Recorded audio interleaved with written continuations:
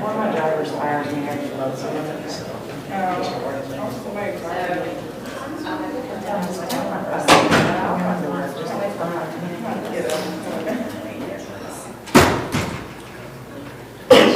come back from vacation on Monday. I was ready to go home.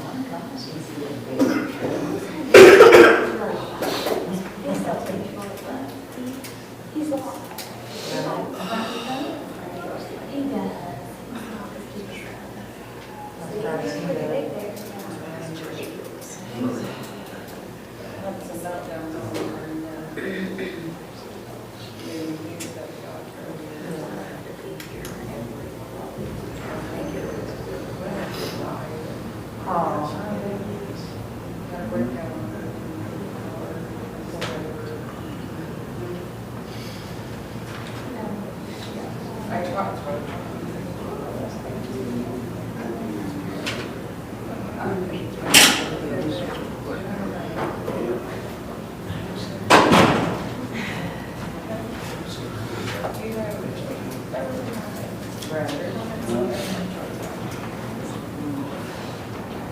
That's rough.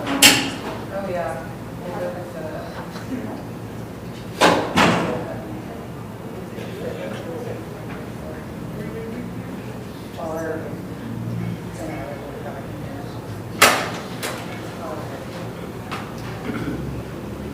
In America, we don't have much.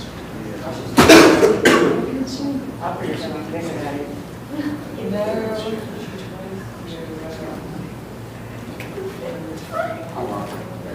She's getting older.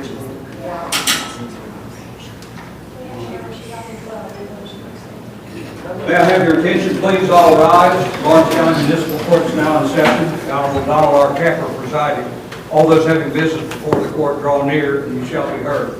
God bless the great state of Ohio and this honorable court. You may be seated. Good morning. Welcome to Lawrence County Municipal Court. I'm Judge Capper. We have several reviews to do, so those people will be called by the bailiff by name. And when your name is called, come on up to the table to your right, stand there. I'm going to review your file to see what progress you're making toward getting your court order finished. Call the reviews, please. Austin L. Carmen, Daniel G. Tully, Tiffany Gonzalez, Cecil R. Gordon, Trevor Hodge, Misty Hunter.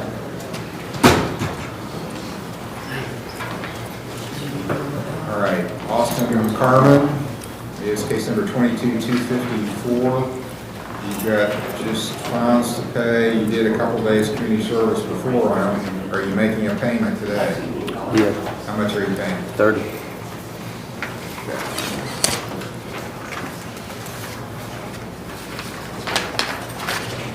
So that's going to get you down below $200.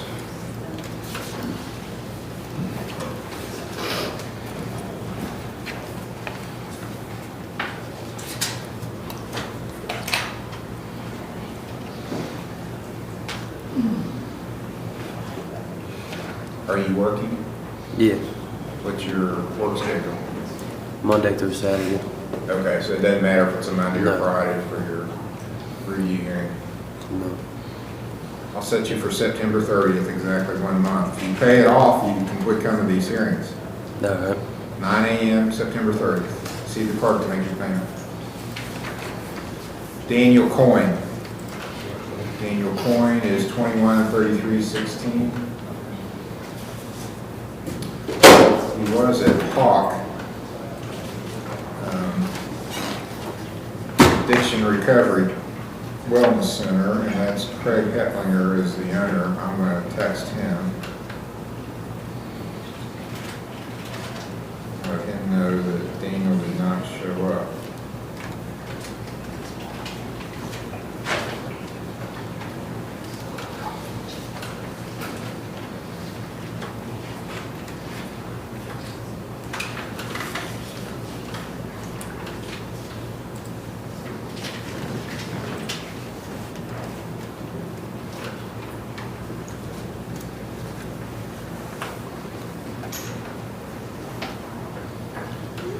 Okay, so there'll be a bench warrant issued for failure to appear today.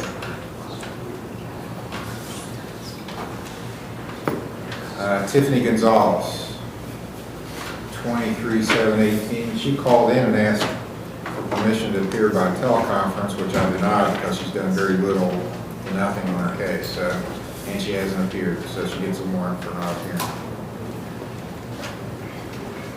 Cecil Gordon, 23/7/19.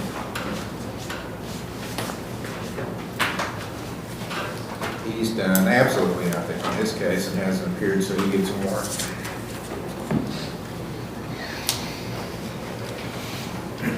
Trevor Hodge, 23/78 and 79.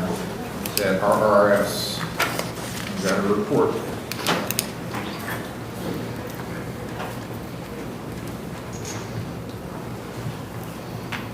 So he's now residential. Yes, sir. Your Honor, he's also supervised by Lawrence County Adult Probation. Okay.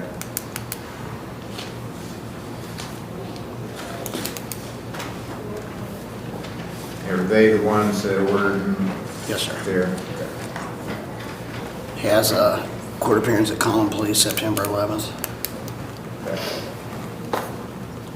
Well, I won't have to see him as often since they're supervising him also. I'm going to set it for October the 15th. That's a Tuesday. This 14th is Columbus Day, so it'll be October the 15th at 9 a.m. Excuse me. Bless you. Bless you. Thank you. Thank you, Your Honor. Misty Hunt, 21/20/88.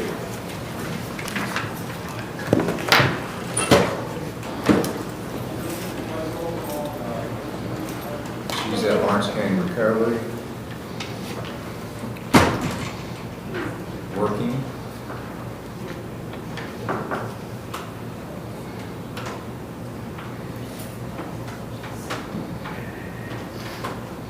Okay, it's a good report.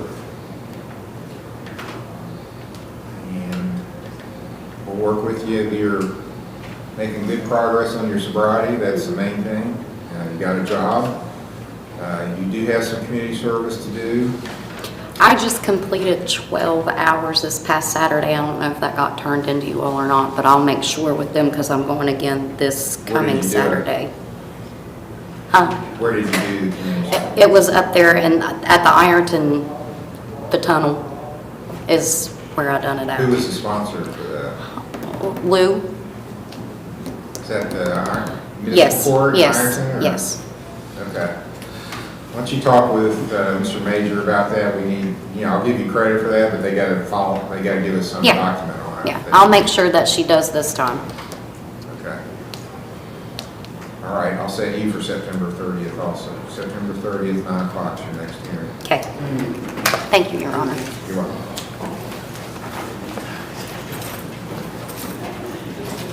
Stephanie D. Kingsbury, Timothy Porter, Gretchen E. Smith, Ellis Smith, Justin M. Taylor, Stephen Vickers.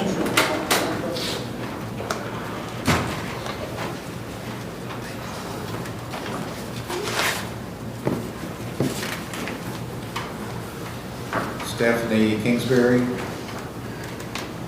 18/8/26, hasn't finished. She paid her fine off, but she still had some community service, and yet has not appeared today, so there'll be a warrant for failure to appear.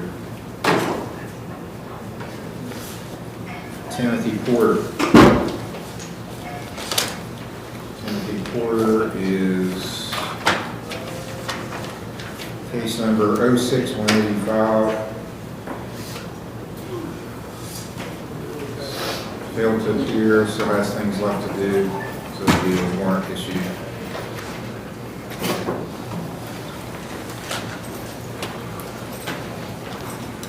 Gretchen Smith, 22/16/61, OBI.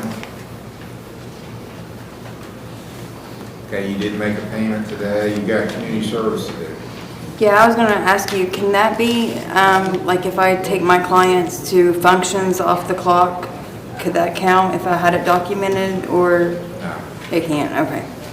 I'll try to get it done in Scioto and Portsmouth. You can do it at the court here. At the Portsmouth courthouse. Municipal Court. Okay. Yeah, just contact their probation department. Okay. They have a community service person. Do that, make sure they send us your hours. Okay, I will. Thank you.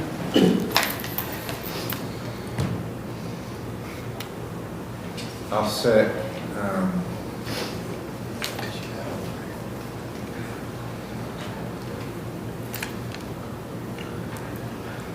October the 11th will be your next hearing. Okay, thank you, Your When you get Honor. it finished, you don't have to shut off. Okay, thank you. October 11th, 9 a.m. I'll be here. Ellis Smith, 2452. Ellis Smith hasn't done anything and hasn't appeared, so it'll be a warrant.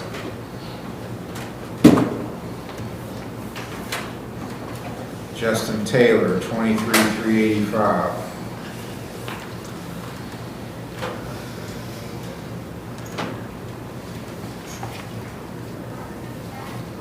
Community service is finished, just working on your funds. Do you have a payment today? Yes, How much are you paying? 25. Okay.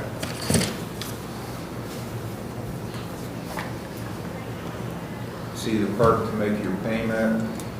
I'll set you for October 15th. That gives you plenty of time. Finish it up. You don't have to come back then. Alrighty, thank you. You're welcome. October 15th, 9 a.m. is your next hearing. Stephen Vickers, 2414. You've made payments on your funds. You still have community service to do. When can you do that? I'm working to get my license back. I got my exit interview next week, and I was going to wait to do that after I get my license back. It'll be a lot easier. Okay. Where are you living? Huntington. Okay. How'd you get here today? Colorado. My stepdad brought me. Okay, well, you gotta get this done. You got 5 days of community service to do. You can do any day but Sunday here at the court at 7:30. Okay?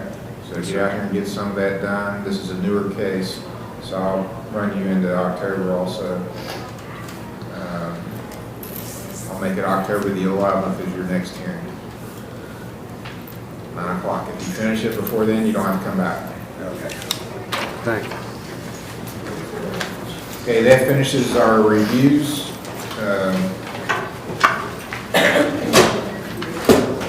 Arraignment, both appear. First time being here in the courtroom now.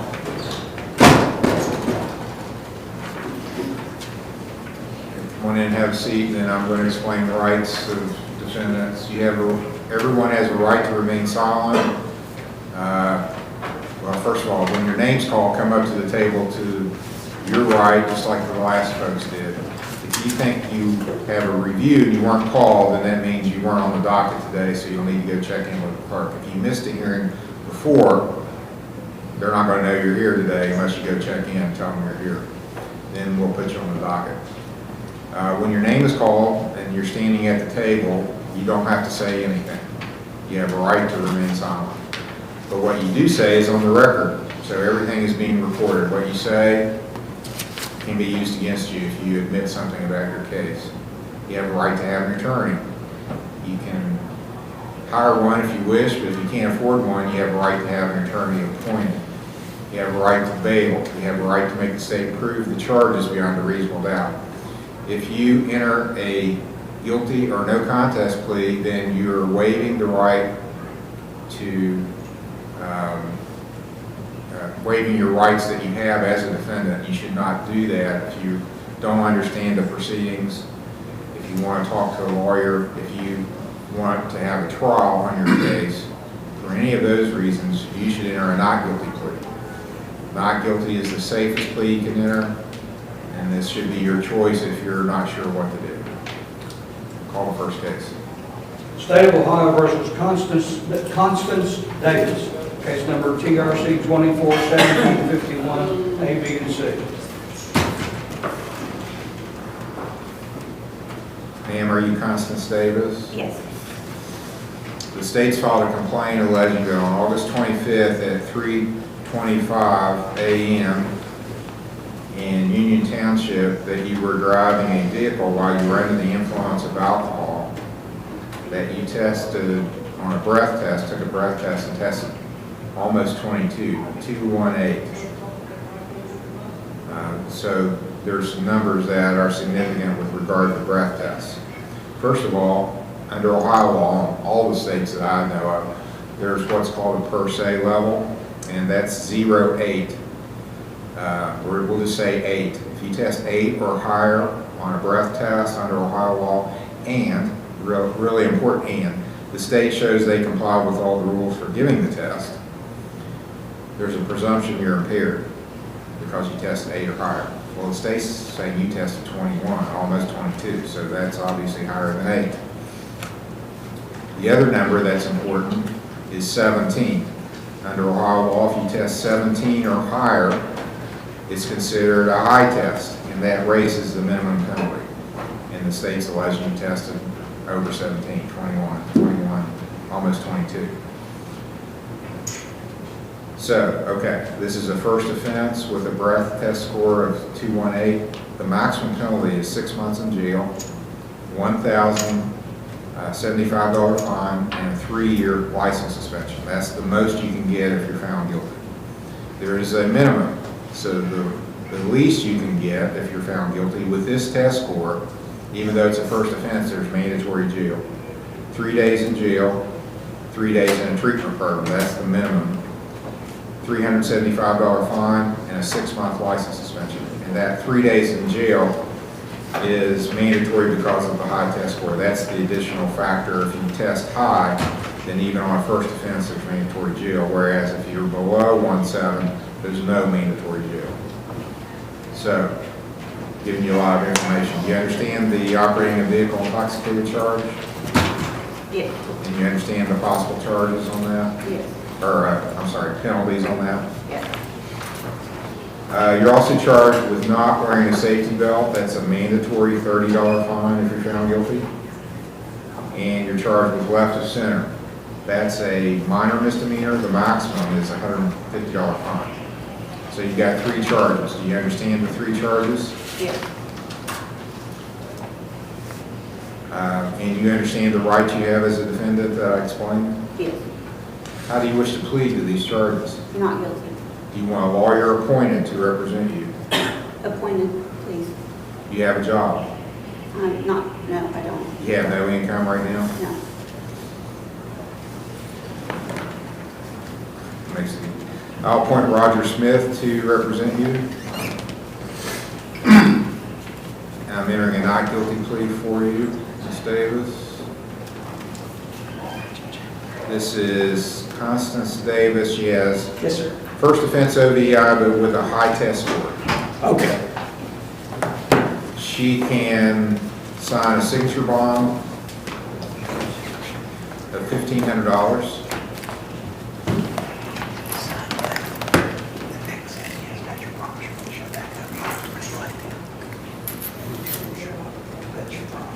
Basically, your own bondsman.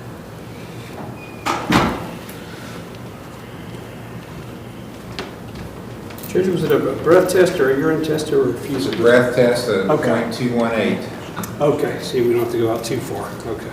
So I'm looking at, could do the 20th or after of September.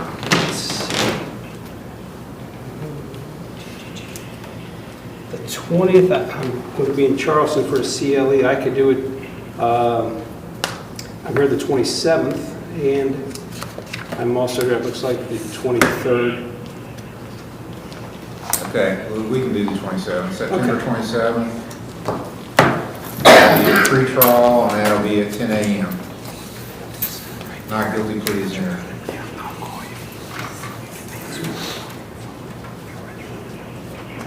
State of Ohio versus Gilberto Mendoza, case number TRC 241738, A, B, and C. Gilberto Mendoza. Okay, you. I'll get your file, I'll give you a call.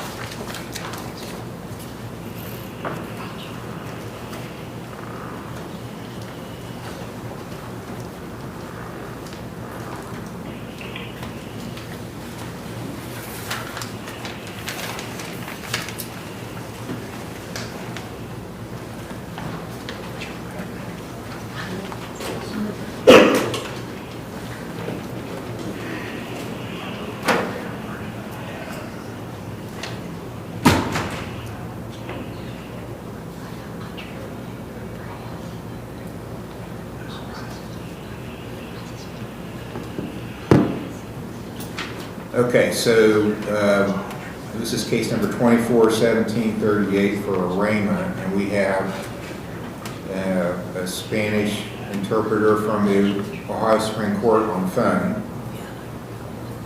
Would you identify yourself, please?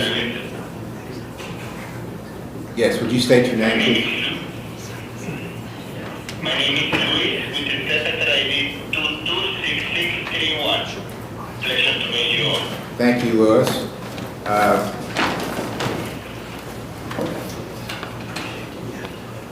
So I'm going to ask this gentleman if his name is Gilberto Mendoza. Caballero, ¿su nombre es Gilberto Mendoza? Sí, señor. He said C. I think he understands a little English because he understood when I asked him the first questions. I'm going to explain his rights, if you would tell him that. Voy a proceder a explicarle sus derechos. He has a right to remain silent. Tiene derecho a permanecer en silencio. If he says anything, it can be used against him. Cualquier cosa que usted diga puede ser utilizada en su contra. He has a right to have an attorney. Tiene derecho a que esté presentado un abogado. He has a right to have one appointed if he can't afford one. Si no se puede confiar el costo de un abogado, tiene el derecho a que se le asigne uno.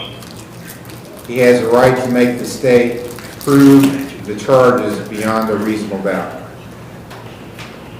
Tiene derecho a hacer que el Estado verifique los cargos más allá de cualquier duda razonable. Does he understand his rights? ¿Entiende sus derechos tal como se le han explicado? Perdón, no lo escucho. Okay, we'll move the phone over closer. Ask it again. Perdón, no escuché bien lo que dijo. ¿Entiende sus derechos tal como se los han explicado en este momento? Sí. Yes. Yes, okay. Okay. Next, I'm going to explain to him the charges. Would you tell him that, please? A continuación le voy a explicar los cargos. It's alleged that on August 24th at 3:17 a.m. he was driving a vehicle. Se alega que en agosto 24 a las 3:17 de la mañana usted estaba conduciendo un vehículo. And he was driving at 79 miles an hour in a 55-mile-an-hour zone. Se alega que está conduciendo 79 millas por hora en una zona de 50 millas por hora. He's also charged with being under the influence of alcohol or drugs or a combination of those two things.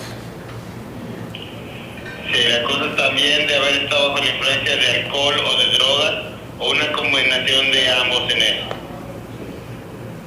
That operating a vehicle intoxicated carries a maximum penalty of 6 months in jail. Operar un vehículo mientras está bajo la influencia conlleva una pena de 6 meses en cárcel. There is a minimum penalty of 3 days in a treatment program and a $375 fine. 3 days, $300 fine, and what else? 3 days in treatment. La pena mínima es 3 días en tratamiento y $300 en multa. Does he understand the operating a vehicle intoxicated charge? ¿Usted entiende el cargo de operar un vehículo bajo influencia de estupefacientes? Yes. He said yes. Dice que sí. Sí, señor. He is charged with driving without a driver's license. Se le acusa de conducir sin una licencia de conducir válida. That is a non-jailable offense. Es Es una oferta que no esa es una oferta que no lleva tiempo en cárcel. The maximum penalty is 500 hours of community service and a $1,000 fine. Conlleva 500 horas de servicio comunitario y $1,000 de multa. The speeding offense he's charged with, 79 and a 55, carries a maximum penalty of a $150 fine. En la tormenta 955 conlleva una pena máxima de, you say $150 fine, Your Honor? 150 is the maximum fine. Tiene una pena máxima de $150. Does he understand these charges? Entiendo los cargos tal como se le han explicado. Sí, señor. Says C. Digo que sí. Sí, señor. How does he wish to plead to the charges? He can plead guilty, not guilty, or no contest.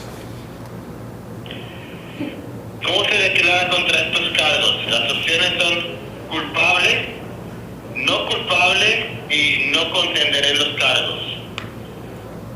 Culpable, señor. Okay, we're going to move the phone. Ask him to say his plea again. ¿Me puede repetir su declaración? Perdón. ¿Cómo se declara? ¿Culpable, Culpable, no culpable o no contenderé los cargos? Culpable. Dice que hable lo más fuerte posible, señor. Culpable, señor. Guilty. Guilty. Guilty, plead. Culpable. Yes. If he enters a guilty plea, he's admitting the charges are true. Al declararse culpable, está diciendo que todos los cargos que se están presentando son verdaderos. Does he understand that? ¿Usted entiende eso? Yes. Sí, señor. Okay, he says he does. So now, I'm going to read the report, so I'll read a sentence or two and then have you translate. This is, I'm reading the report from the arresting officer. Voy a proceder a leer el reporte del oficial que arrestó. Vamos a ir viendo frase por frases cortas y frases cortas para la interpretación. On August 24th, I was going east on US 52. Agosto 24 yo estaba conduciendo hacia el este en la S52. I noticed a vehicle I visually estimated to be going over the speed limit. Noté este vehículo que a mi estimación estaba conduciendo por encima del límite de velocidad. My radar showed the vehicle traveling at a speed of 79 in a 55 zone. Mi radar indicó que el vehículo estaba conduciendo 79 en una velocidad de 79 en una zona de 55. I turned my vehicle around to catch up with the other vehicle. Di vuelta con mi vehículo para alcanzar este otro vehículo. I was able to catch the vehicle at US 52 near County Road 15. Pude alcanzar el vehículo en la US 52 cerca del camino del condado número 15. I stopped the vehicle and approached the driver's side. Detuve el vehículo y me aproximé al lado del conductor. There was a driver and 3 passengers. Había un conductor, había 3 pasajeros. When the driver rolled down his window, I could smell the odor of alcohol. Cuando el conductor bajó la ventana, pude sentir el olor a alcohol. I asked him if he had a driver's license, and he stated he had a passport from Mexico. Cuando se le preguntó la licencia de conducir, indicó que tenía un pasaporte de México. At that point, it was clear there was a language barrier as he did not speak very good English. En ese momento se me hizo claro que había una barrera de lenguaje, ya que él no hablaba bien el inglés. The driver told me they were coming from West Virginia, but he could not tell me where in West Virginia. El conductor me dijo que venía de West Virginia, pero no me puede decir de qué parte de West Virginia estaba viniendo. The driver's name was Gilberto Mendoza. El nombre del conductor es Gilberto Mendoza. Due to the excessive speed and odor of alcohol, I had him step out to perform field sobriety tests. Con sentir el olor a alcohol, le pedí que salga a hacer la prueba de sobriedad de campo. When he got out of the vehicle, I could still smell alcohol and his eyes were slightly bloodshot.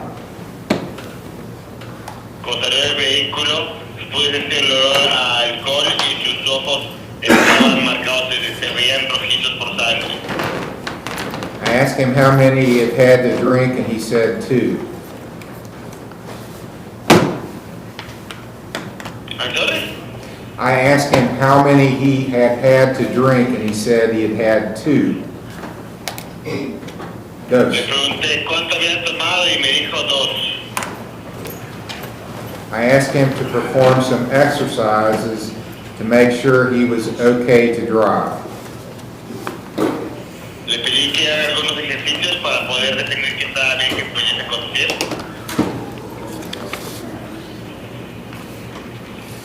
I had him perform the eye test for alcohol and got 6 of 6 clues for alcohol. Le pedí que haga la prueba del aire para el alcohol y me dio 6 de 6 puntos para alcohol. I had him do the walk and turn test and there were 2 clues for alcohol. Hice la prueba de caminar en la puerta y había 2 indicaciones de alcohol. I gave him a portable breath test and it showed a result of 089. La prueba de aliento dio un resultado de 089.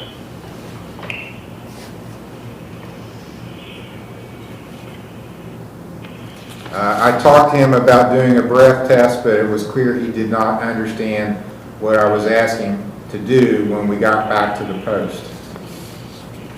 Me logrado hacer la prueba de aliento, pero era obvio que no podía entender a qué nos referíamos cuando estaba haciendo eso al respecto de cuando regresaremos al puesto.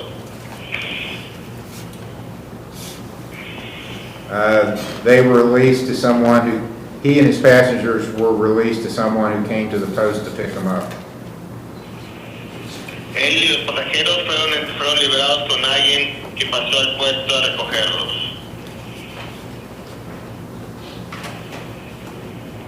Does he have anything he wishes to say? ¿Hay algo que usted desea decir? He's shaking his head no. Está agitando la cabeza como no. Sí. No tengo nada que decir. Okay, he said something, so let's have you translate. Ask him what he said. ¿Me repite lo que dijo lo más fuerte posible? No tengo nada que decir, señor. I don't have anything to say. Okay. Doesn't have anything to say here. All right. Mr. Heald is in the courtroom, is the prosecuting attorney, so I'm asking him if he has a recommendation. El señor Shear está aquí presente, es el abogado fiscal. Voy a preguntar si tiene alguna recomendación. And you can give your recommendation in English.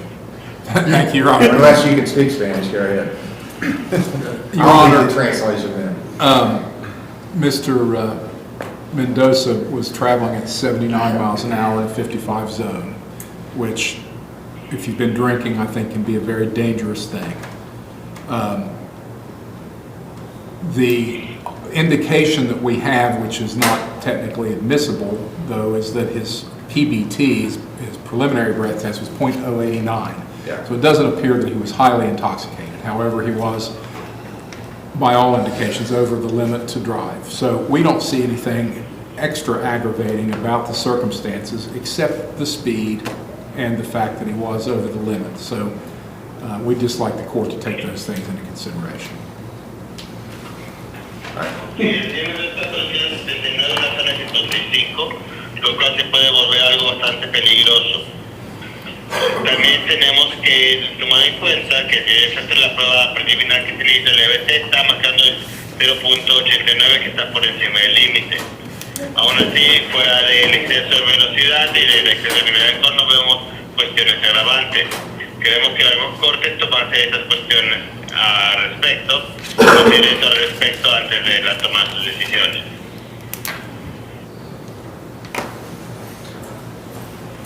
Does Mr. Mendoza have anything he wishes to say now in response to what the prosecutor said? Señor Mendoza, ¿hay algo que decir con respecto a lo que nos indica el fiscal? ¿Perdón? ¿Hay algo que quiera decir usted con respecto a lo que ha dicho el fiscal? No, una pregunta. ¿Se puede pagar el ticket o tengo que regresar al corte de nuevo? ¿Me repite lo que digo un poquito más fuerte? ¿Sí se puede pagar el ticket o tengo que regresar al corte el otro día? Can I pay in cash or do I have to pay in full? Ask him about again how he has to pay on it. Oh, okay.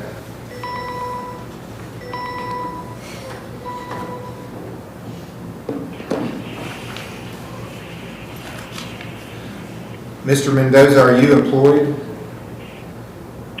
Señor Mendoza, ¿está trabajando? Yes. What do you do?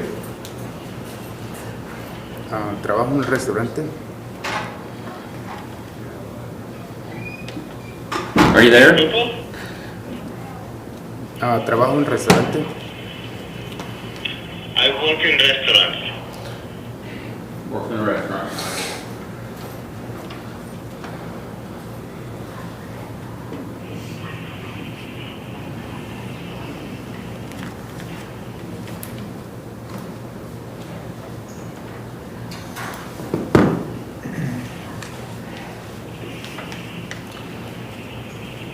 On the OVI, I'm going to impose a fine of $500.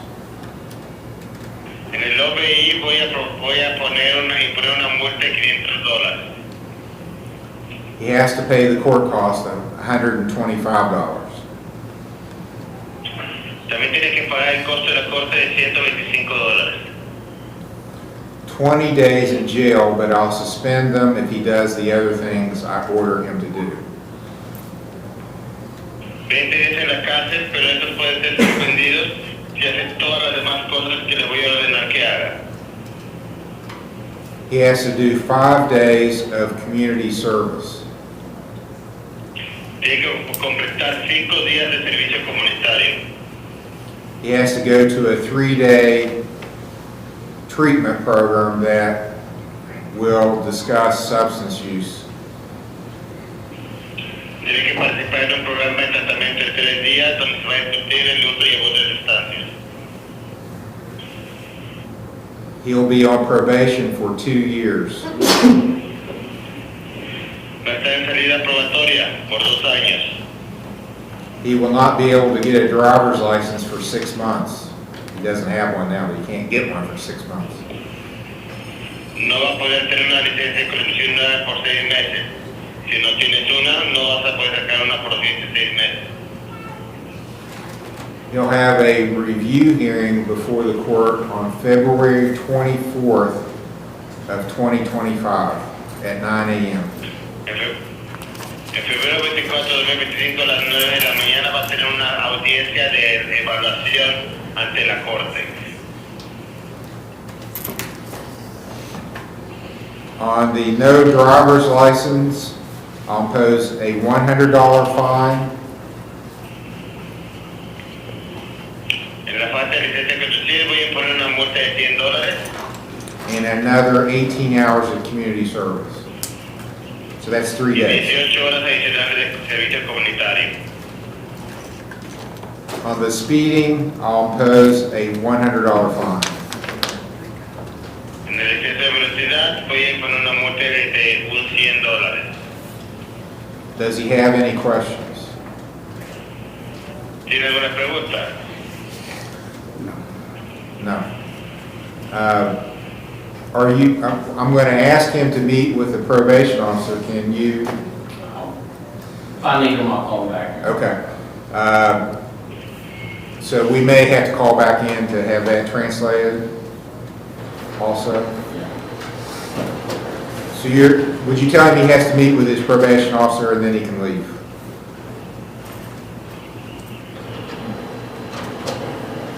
Did you hear that, sir? No, igual no tengo tú. Okay, he said to let him know that he has to meet with his probation officer and then he's free to go. Va a tener que encontrarse con el oficial de salud aprobatoria antes de poder salir. Okay. He shook his head yes. All right. Thank you, sir.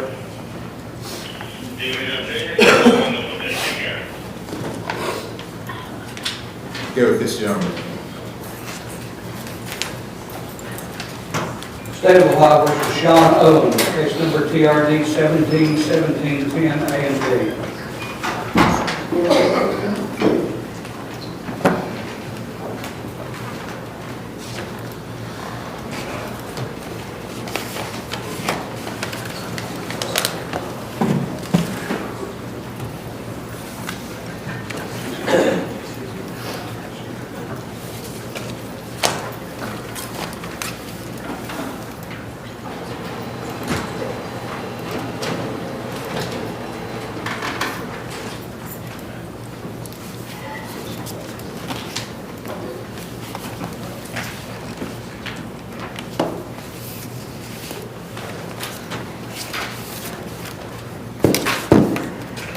Sir, you're Sean Owens? Yes, sir. Looks like you had a conviction for driving under suspension. You did pay your fines, but you never did the community service and wound up getting a warrant over failure to appear for a review hearing. And now it appears you got picked up on the warrant and had to post a bond. Yeah. Okay, do you admit or deny you failed to do your community service? I admit. Do you have an explanation for that? Yeah, when this is old from like 2017, and I was incarcerated in Kentucky for 4 years. But when I went to court last time, I thought I did everything I was supposed to, but it was up there in Lawrence County, I guess. I had to do 6 months probation, all that. I thought I was done, I didn't know. So, I mean, I gladly do the community service though. Did you post a bond through Mr. Sowers? Yeah, last night. Okay. Okay, you got 5 days of community service. Are you still in the local area? Where do you live? In Ashland. Okay, Kentucky. well, that's pretty local. So, are you working? Yeah, I'm self-employed. You can work, as I said before, you can work any day, but Sunday here at the court at 7:30, so we'll work with you on your schedule, just get it done. And that's all you got left to do. What I'll do is set another review hearing. Yeah. You get it finished before that hearing date, you don't have to come back. You don't have it finished, you gotta show up. You don't show up now, well, it'll be a sentencing hearing actually. Now, you've got a bond up, so if you don't show up, I contact the bail bondsman and he's gonna come round you up. So Yeah. you gotta just get it done, that's all we want, get it finished. So I'll give you about 6 weeks before your next hearing. Let's make that October the 11th. Get it finished, you don't have to be here, otherwise sentencing hearing on October the 11th, 10 o'clock. Just confirm that you are finished before you don't show up. Okay. Talk to your probation officer or call the clerk or someone just to make sure it's in the file that you got your hours on. Okay. Any questions, sir? No, sir. October the 11th, 10 o'clock is your next hearing. Okay, thank you. You're welcome.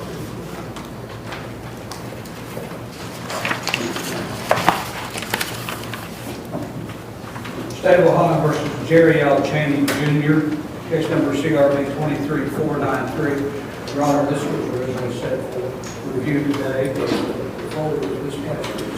Okay. All right, Jerry Cheney is here for review, is on the docket for today.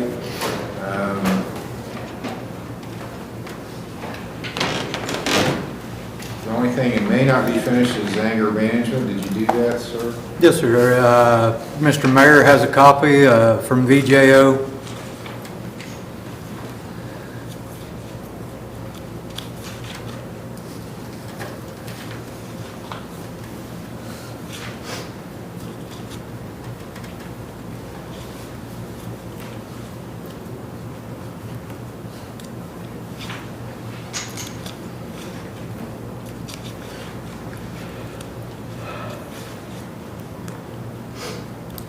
When was that turned in? Just this morning, I had it emailed and he printed it out. All right, well, we'll need to get him in here because it's not in the file yet. So I need Mr. Major to come in. Courtroom.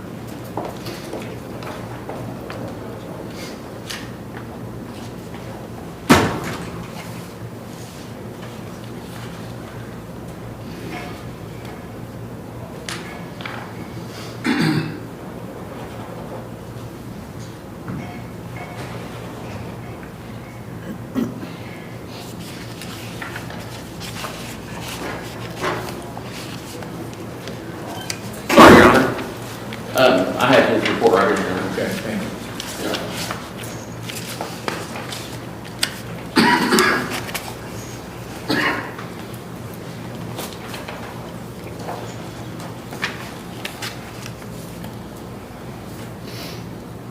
Okay, it does say this is with veterans that you did complete the program, so you are marked completed, no more community service. All right, I'm sorry, review hearings scheduled. All right, thank you, Where sir. you go, sir?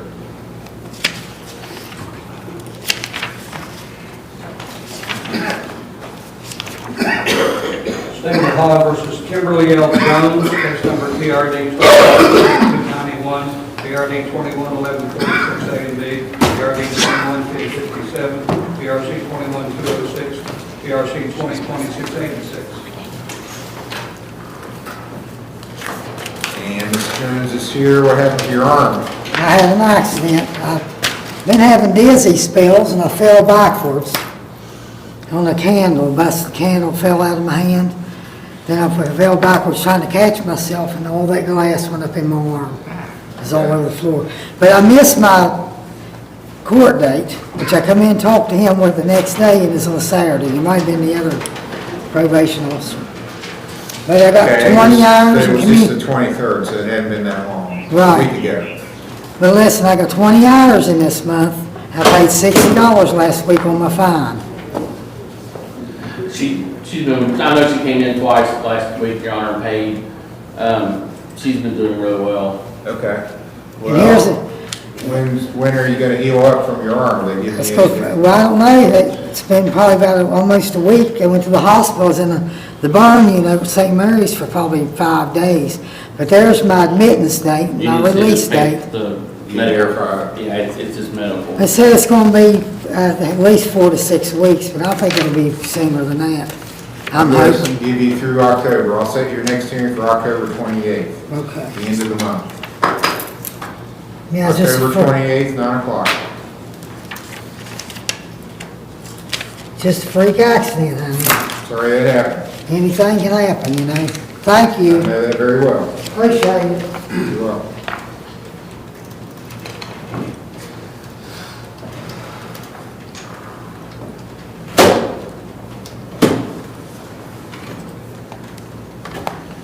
State of Ohio versus Kiarra Wilson, case number CRB 24556. Kiarra Wilson.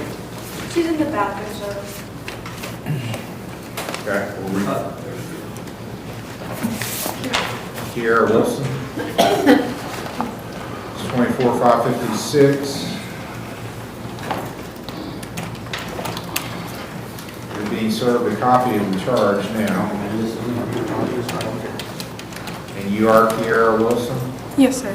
Ms. Wilson, it's alleged that on August 27th, in Fayette Township, you purposely deprived Walmart of property without their consent.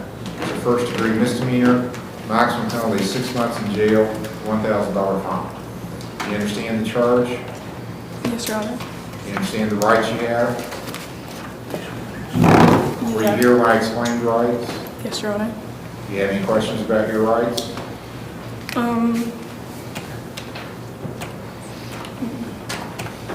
How do you wish to plead to the charge? You can plead guilty, not guilty, no contest. Those are your three choices. If you don't know what to do, not guilty is always the safest plea to enter. Not guilty. You want a lawyer appointed to represent you? Yes, Your Honor. Do you have a job? Yes, I have two. What do you do? I'm a home health care worker and I work in a restaurant. So, are they hourly jobs, both of them? How much per hour? 12 for my pro careers and $12.25 for the restaurant. How many hours a week do you work? It differs each week. I just started pro careers. I think I'll be getting like 27 hours and then 30 at my restaurant job. Do you have any dependents? Do you have any children? Yes, Your Honor. Okay, you're eligible for court-appointed counsel then.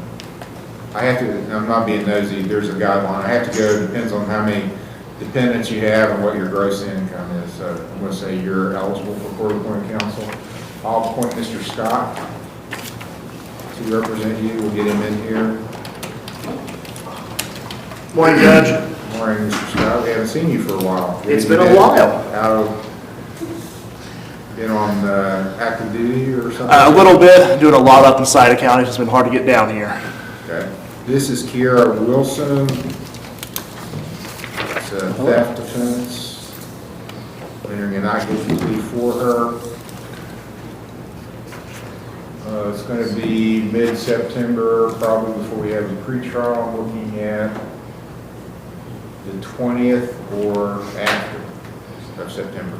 Judge, the 20th works great. September 20th will be the next hearing for a pretrial at 10 a.m. She can sign a $1,000 signature bond.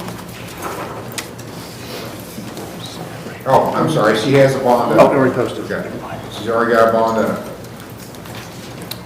Meet me out in the hall. I'll love you, okay? Right now. Yeah. So that bond's continued that she posted previously. Not guilty pleas entered. Thank you, Judge. You're welcome. Yeah, that was out there. State of Ohio versus Kristen R. Baker, case number CRB 24555.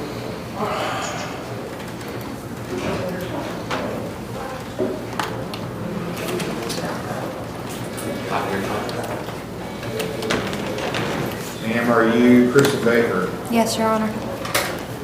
Ms. Baker, it's alleged on August 29th, you purposely tried to defraud Walmart or property without their consent. It's a theft offense, maximum penalty 6 months in jail, $1,000 fine.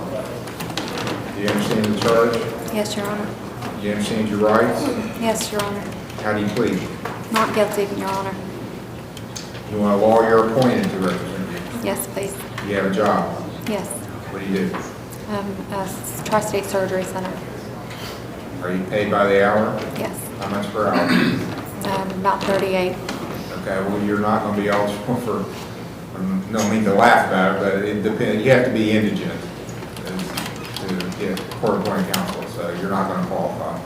If you're working full-time, I'm assuming you're full-time? Part-time. How many hours a week? About 20 to 30. Well, I need, what's your gross household income? Do you have a husband that works? No. Okay. What's your, you know what your gross income is per year? No. How many, what's your average hourly hours per week? About 24 to 32. And you said you made $38 an hour? Approximately.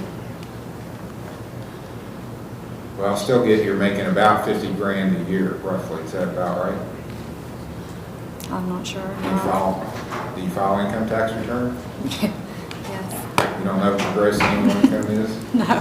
How am I supposed to figure it out if you don't know what it is? I mean, that's what they tell me I have to do is figure out what your gross income is. Do you have dependents? No, Your Honor. Okay. Well, I get you're making right around 50 grand a year, so you're well over the amount where I can appoint counsel for. So you're welcome to have a lawyer, but you'll have to hire one on your own. I can't appoint one.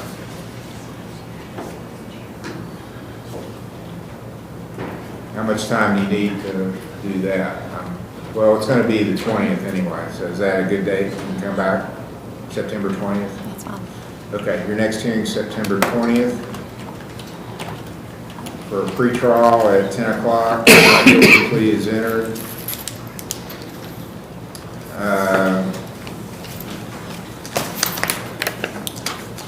And you didn't post any kind of bond. No, sir. You can sign a signature bond. What that means is you're promising to come to court as ordered. If you don't, then you have to pay $1,000 as a penalty, and you get a warrant. The warrant's the worst part. But you still, when you get arrested, you have to pay $1,000. So just come to court, and you won't have to worry about that. Your next hearing is September the 20th at 10 o'clock. If you'll write that down right on. Everybody. You got a picture? Okay. Thank you. Any questions, ma'am? No, sir. That's all. State of Ohio versus Ashley Wallace, case number CRB 24557.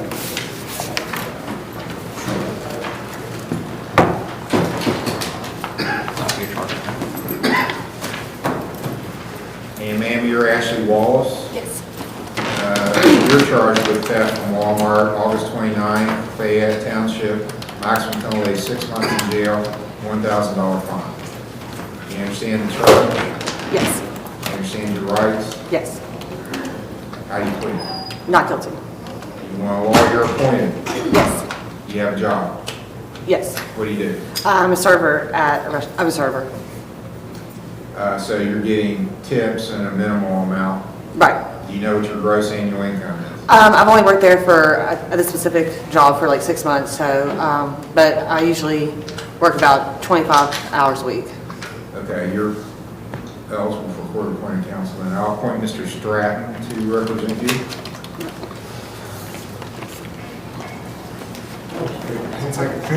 Gotta get the date.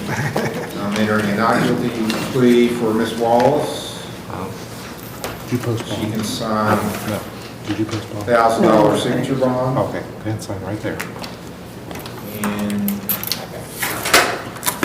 looking at September 20th or thereafter. Any day except the 30th, Your Honor.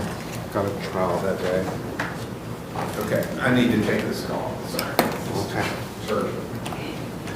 The 20th, my son has Okay, then we'll do another day. Ashley, right? Yes.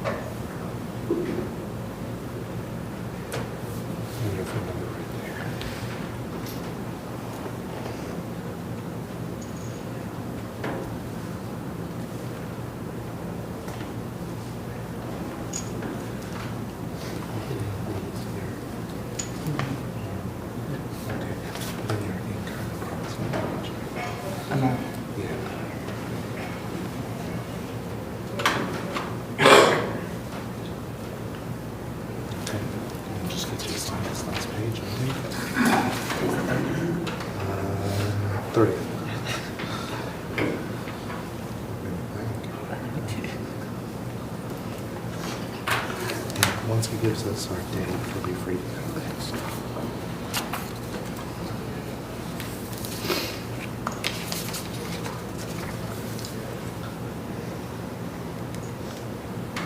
I do have a question I want to ask you. Okay, yeah, we can work out. Just, this is recorded in there, and it's also on YouTube, so it's live, so. By yourself. Oh, sorry, I said it was there.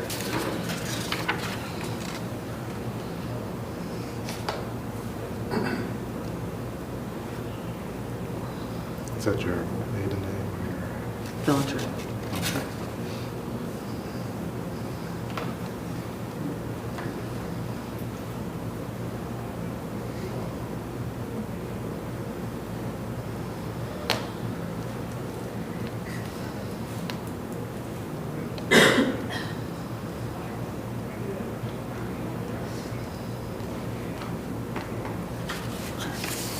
All right, we'll talk, whatever. We can grab a call.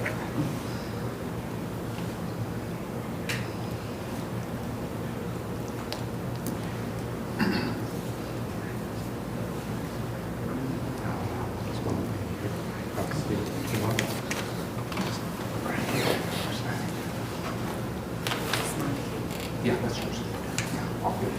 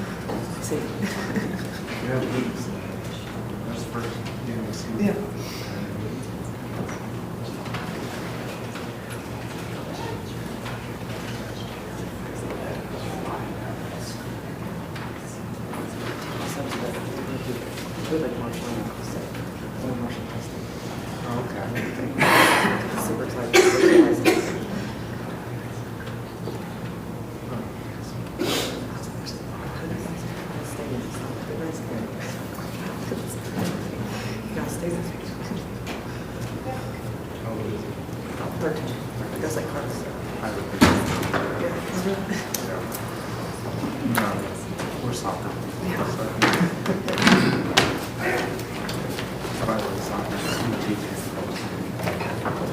Really? Yeah. I was never good runners.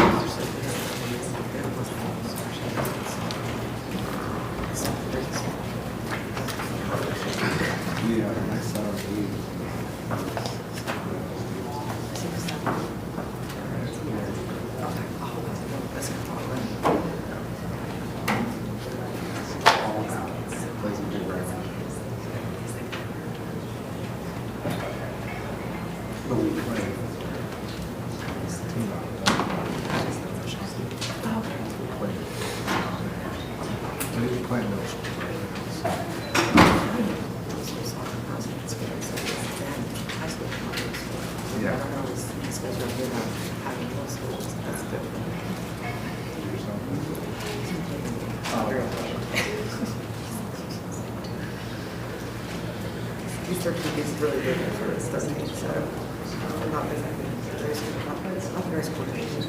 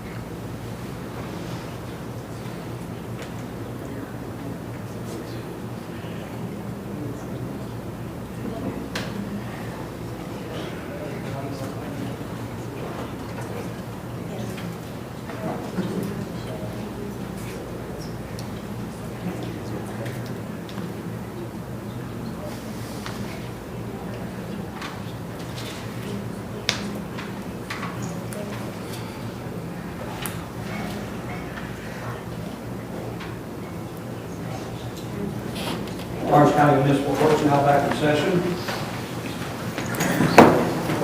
Be seated, I'm sorry. Apologize. Got some personal medical issues I'm dealing with, and the doctor's on the phone, so I had to take that call. Yes.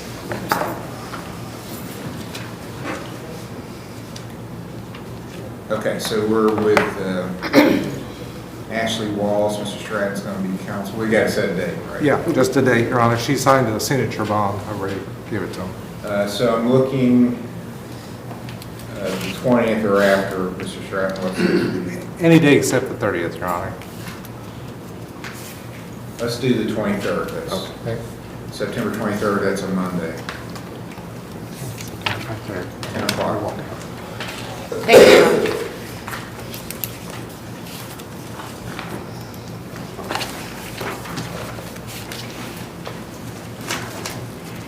State of Ohio versus Alysa Porter, case number CRB 24563.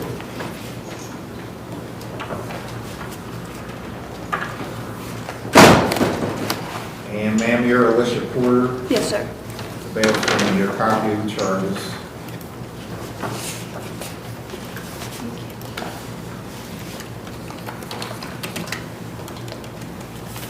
It's alleged that on August 27th, in Fayette Township, you deprived Walmart of property without their consent.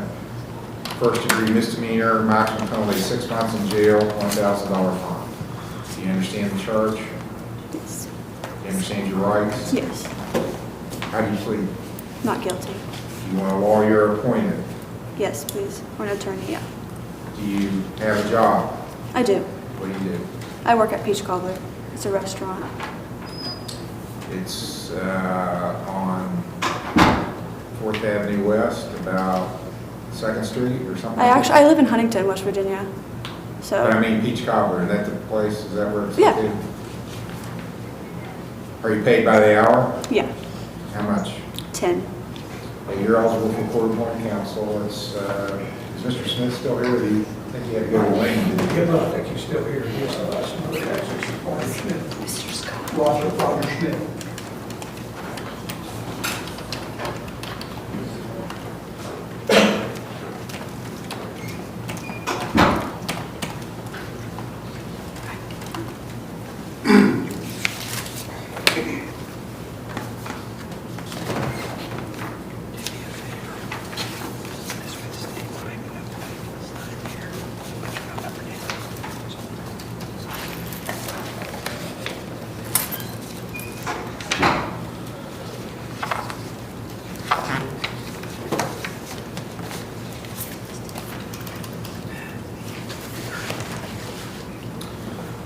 Mr. Smith, you able to take this case? Yeah, I am, Judge, yes, sir. All right, I'll appoint you to represent Ms. Porter. Not guilty plea is entered. She can sign a $1,000 OR bond.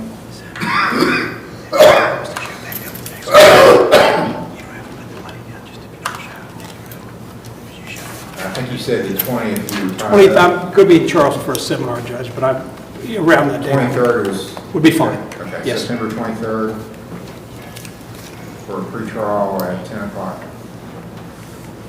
Thank you, Judge. You're welcome.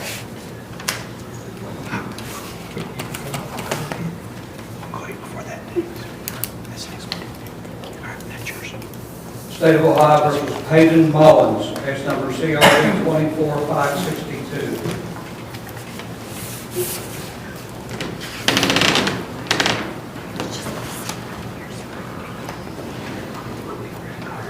Sir, you're Payton Mullins? Yes, sir. Mr. Mullins, you have, what you're about to be handed, a copy of the charges.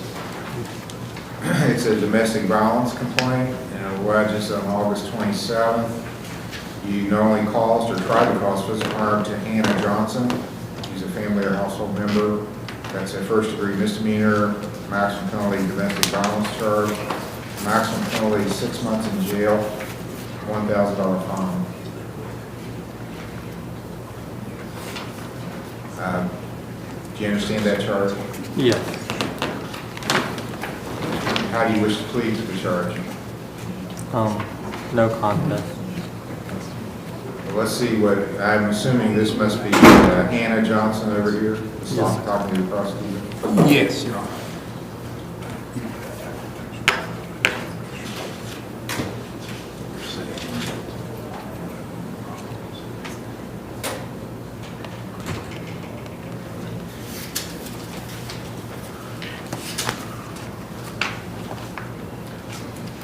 All right, he initially tendered a no contest plea. How's the state going to proceed?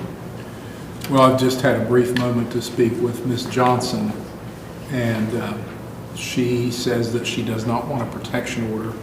They have a child together, and she's concerned about them being able to parent. Apparently, they are not going to be living together this time. So I don't know what course we're going to want to take, but at this point, we know that much anyway, that she doesn't want a protection order. Okay, is there counseling suggested then?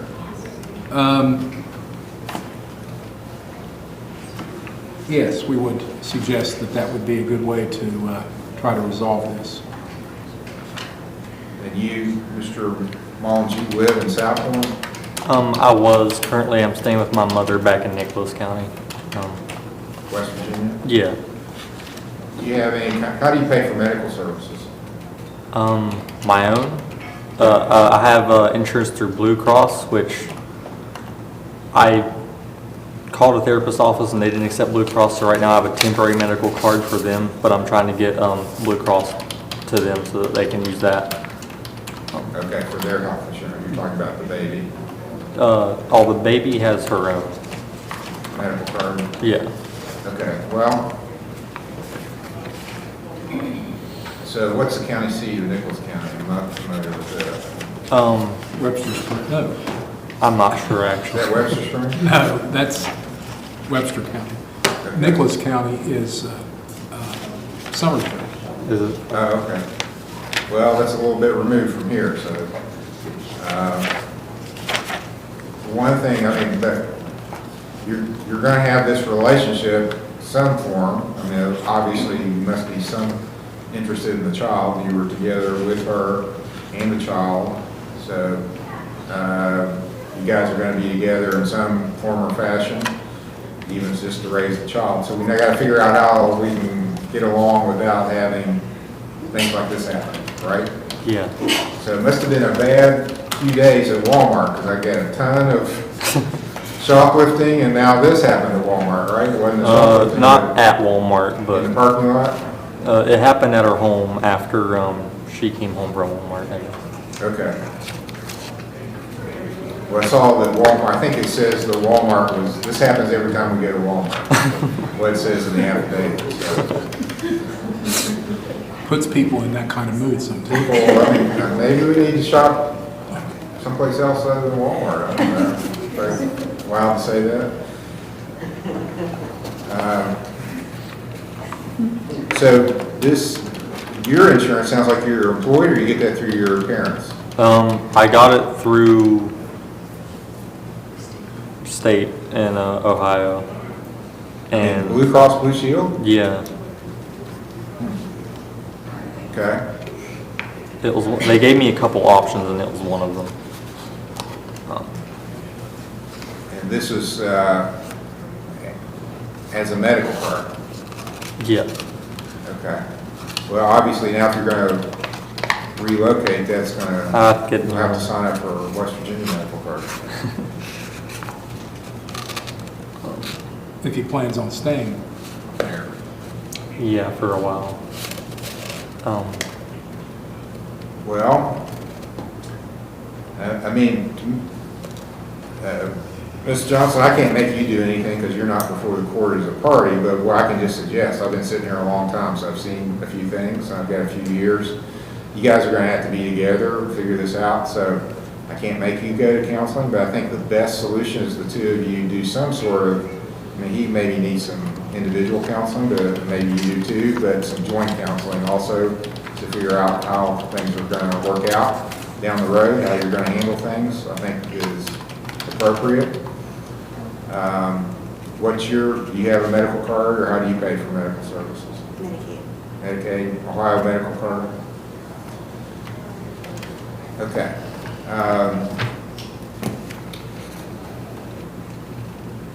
And it doesn't look, are substances a problem here? Does that have anything to do with this? Okay.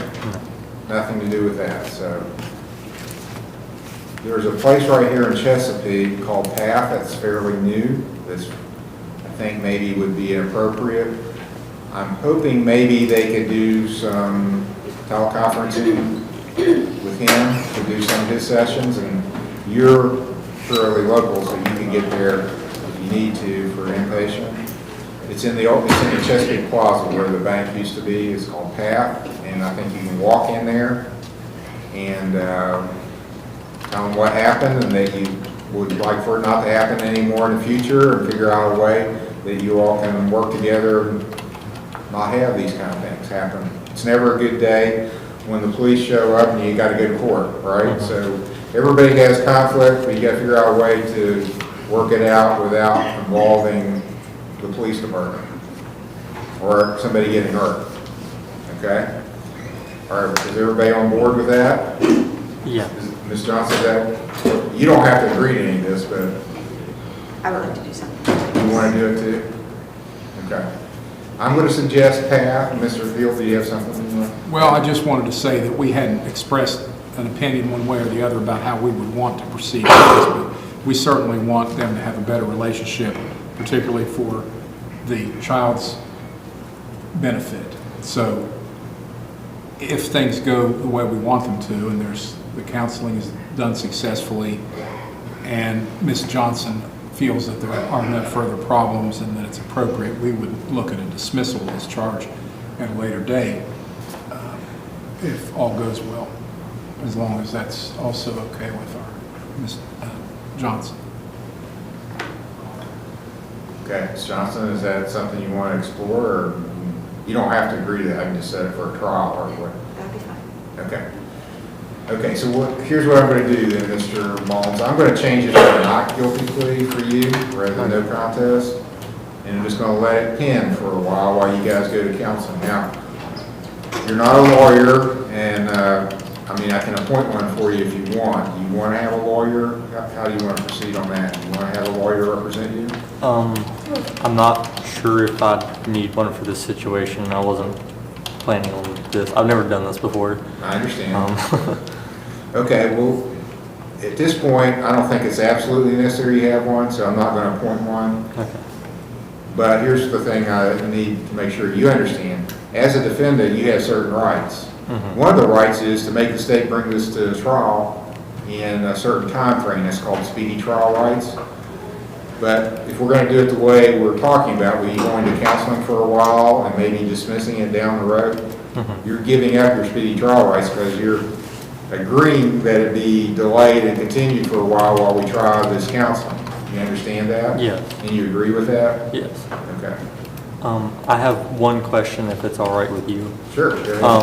There is a mental health place in Summersville around where I live called Seneca, and they offer counseling and like anger management classes and stuff.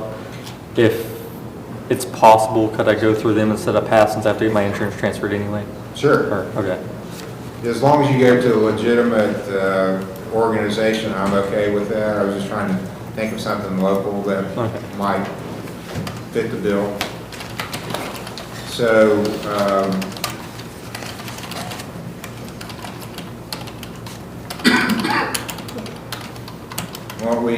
just to check in, why don't we do this? Let's set it for another hearing. And what are we doing? Are we doing anything on visitation, or are you going to see the baby, or have you even thought about that or talked about it? We were going to talk about it. We were thinking trade off like every week or every other week or something like that. Okay. So, and you don't want him ordered to stay away from you. I can do that also. If you feel like you're afraid, I can say he can't have any contact. You're okay with that? No protection order is what it's called. So why don't we come back in a month and see where we are? What I'd like to see is that you got into some counseling and things are going well, visitation's going well, no conflict, and then maybe continue a little bit longer, and then if everything goes really well, the state may be willing to dismiss the charge. Okay? Okay. Everybody's okay with that, going that direction? Okay, I'm going to set your next hearing then for September 30th. It'll be a pretrial at 10 o'clock. And Mr. Mullins can sign a $1,000 signature bond. And that just means you're promising to come to court as ordered, or you'll pay $1,000 as a penalty. Just come to court when you're supposed to. And there's a little form there in that basket for you to write your next meeting date. September 30th, 10 o'clock.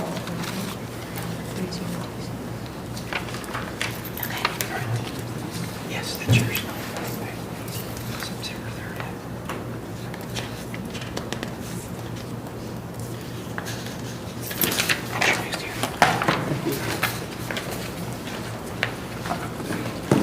Okay, any questions? No. Okay, that's all. Thank you. Thank you.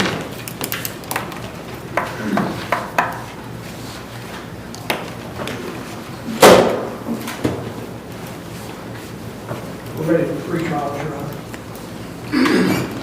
Okay, we'll start with pre-trial docket.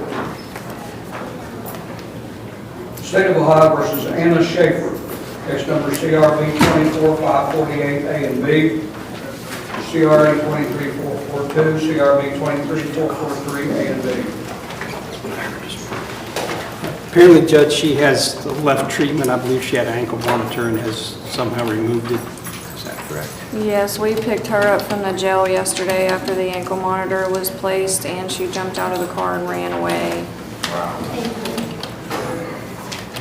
Okay, well, she has a felony, so do you want to take the felony to the grand jury then, I'm assuming? This is the second time she's left treatment. She did it once before.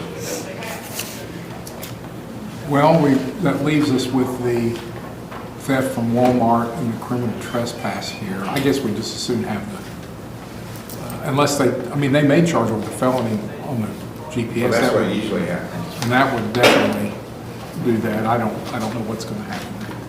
Yeah. So we just as soon have a warrant out of this court for right now. Okay. All right, there'll be warrants issued on all cases, and the pickup rates should be on the. Thank you, Your Honor. You're welcome.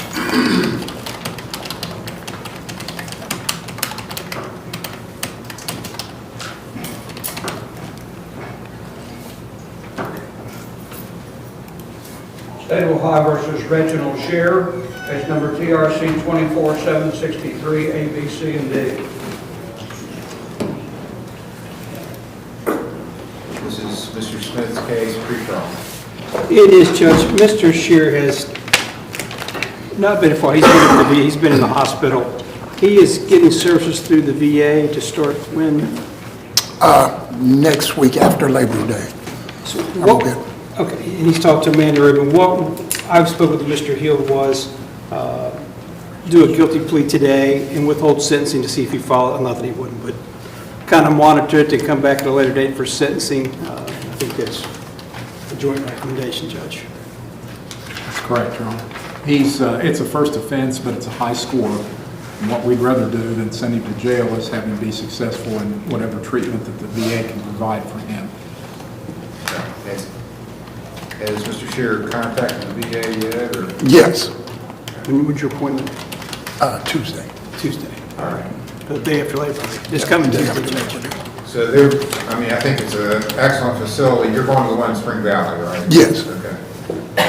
They're very responsive to the court and will give us reports as to how you're doing. So again, we could probably go a month out, let him go start his counseling. Yes, and get Judge. a report in about a month. September 30th.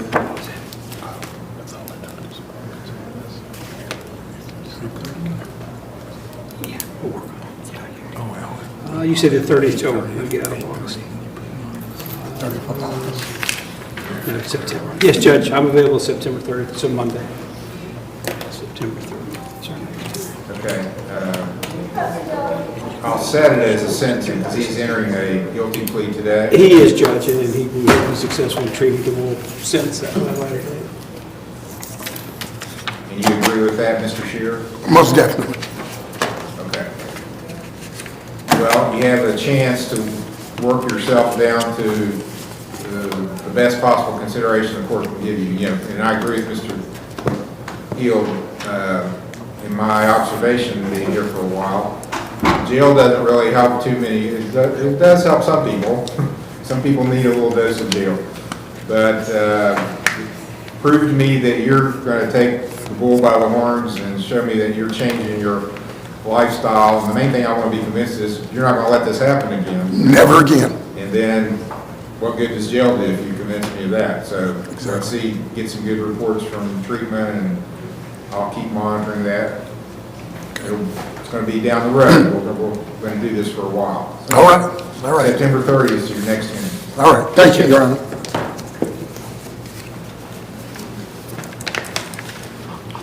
State of Ohio versus Mandy Joe Hall, case number CRB 24116. This is set for sentencing. That's Mr. Smith's case. This is set for sentencing. It is, Judge.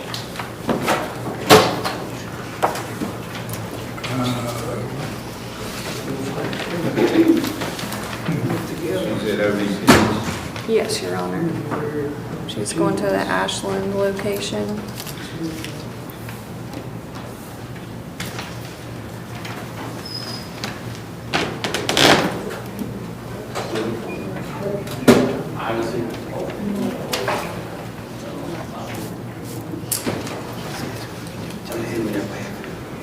She's doing outpatient. Yeah. She's compliant.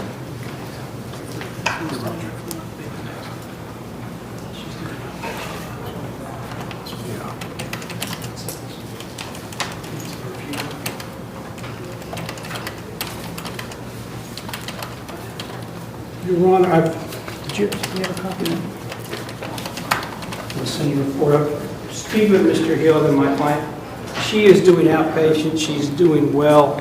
I think we could go ahead and sentence this a Walmart theft case and then put her on the review doc and make sure she's still doing what she's supposed to, but I don't see the need to come back for another pretrial or another sentencing.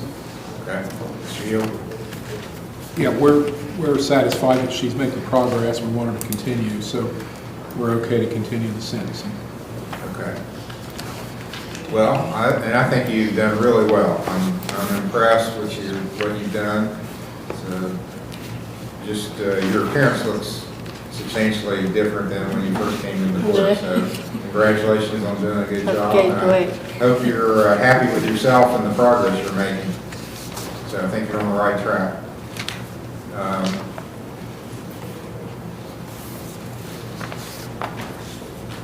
So, you have a right to make a statement to the court if you want to prior to sentencing. Do you have anything you want to say? Okay.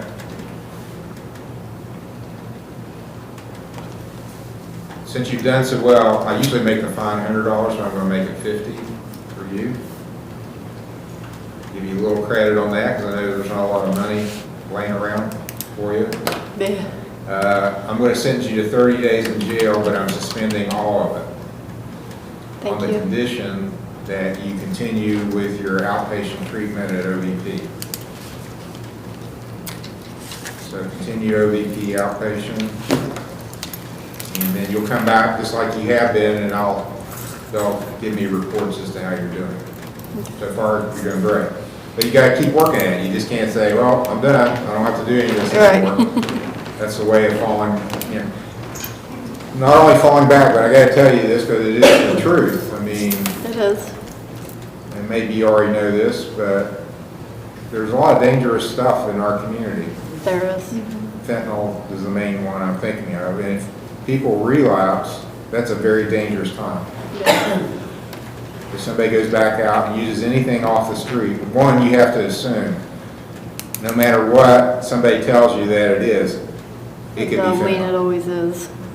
The only thing you can trust that if you get a prescription from the pharmacy yourself, that's the only way to know that it's not a fake fentanyl nowadays. I mean, that's sad, but it's true. You can't take anything from anybody off the street. And fentanyl can take you out very easily. So keep working at this. You're doing really good, but you got to keep working at it. So I'll put you on probation for 2 years, and you'll come back for review hearings periodically over that time. I just want to make sure you're doing well, because the thing we do know about this, the longer you are in recovery, the higher the chances are you're going to stay in recovery. So time in recovery is really important. So you've got some time in recovery. We got to keep building time in recovery. So I want to see you in a couple months for your first hearing.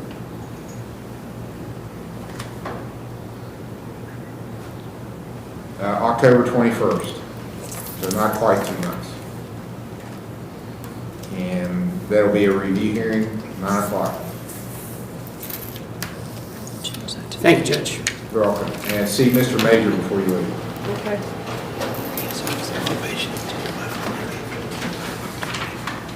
Thank you, Your Honor. You're welcome.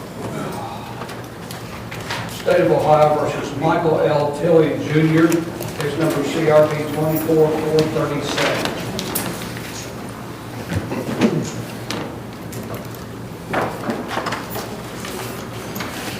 Mr. Stratton's case set for pre-trial. You got your assessment done, it's passed, all right? We have on the past, we have a report for Mr. Tully. Yeah, he did his assessment and they told him that he didn't qualify for services, they ended it. I'll check. Okay, want to recall? Yes. Got it. Yes. State of Ohio versus Austin P. Hawthorne.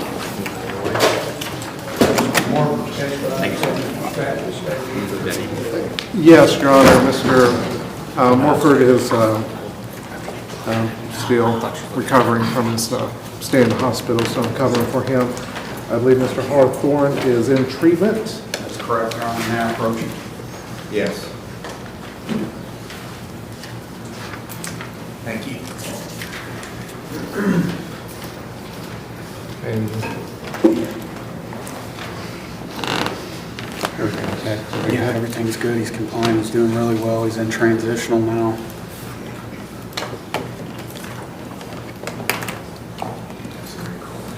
I believe that prosecutor just wants to continue his, continue this for another, to see how he's doing, for another pretrial.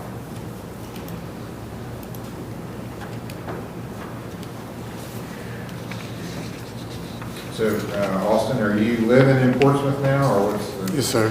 Okay. He's in transitional living with us, Your Honor. Okay. Very good. It's a good report. Good job. Your Honor, if I may, Mr. Hoffman came to me and asked me to do Zoom next time if you'd allow it. I'm okay with the, I mean, they come every time, so. He just requested it, so I thought I'd ask. It's just easier to do groups.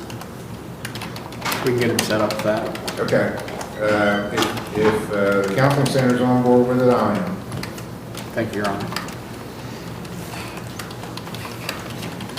Another month? Yes, Your Honor. September 30th? Yes. And what I said to the last lady applies to Austin. Of course, he knows it. You've been around long enough, you know all the stuff that I say. You've heard it before. You just have to adopt it, make it your own. All right? Hopefully you're doing that this time. September 30th, we'll see you then. All right. You're on the right path. Keep it up. Thank you.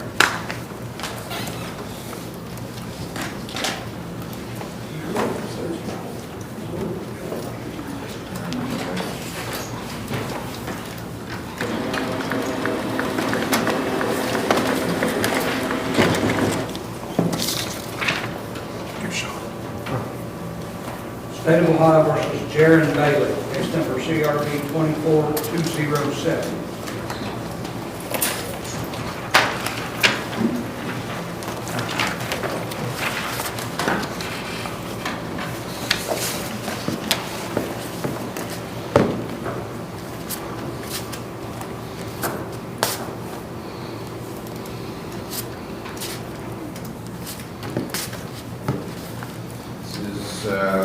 Actually, Mr. Morford's case, he's out sick.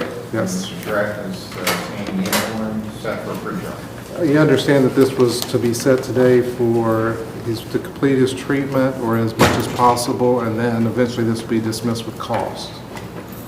And I don't think, pretty much just, Yeah, he's compliant with treatment. yeah, you have this letter, Your Honor? No. Oh, okay. The last one I got is July 18th.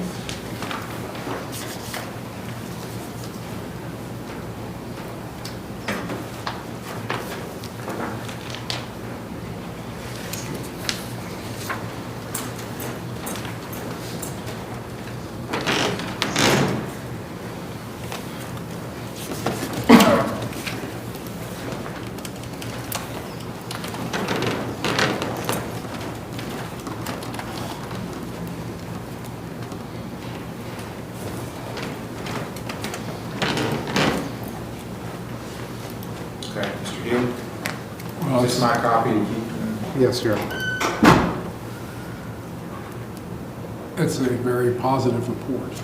And I don't read in that they feel like that he's received all the benefit that he can from the program yet. That maybe he's still making progress, but we're certainly encouraged by what he's done so far, and we'd be okay with continuing this out again with the idea of dismissing the case with the payment of court costs once that we've reached a level of completion that the agency's comfortable with. Yes, Your Honor. We'll just Agreed. continue him another month? Yeah, we can even go into October. That's fine. Let's do that.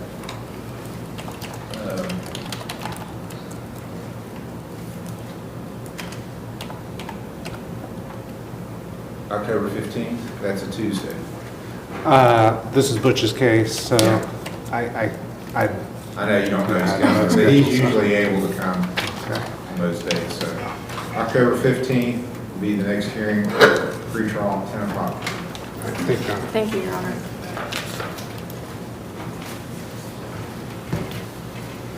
State of Ohio versus Harry M. Rude, case number CRB 21392 A and D, CRG 22805 A and D. Harry M. Rude. We were not completely sure what this case was about, Your Honor. I think it was a pretrial and a review. Yeah. He did not show up for his assessment with OBD.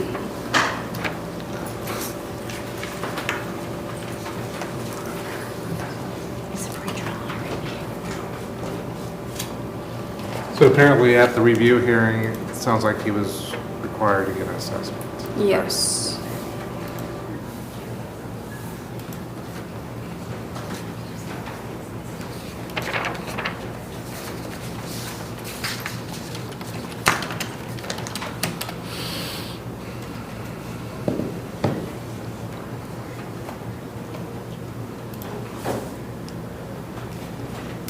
Okay. All right, he failed to appear for his assessment, he's failed to appear today, so there will be a benchmark for failure to appear. Yes. Thank you, Your Honor. Sean.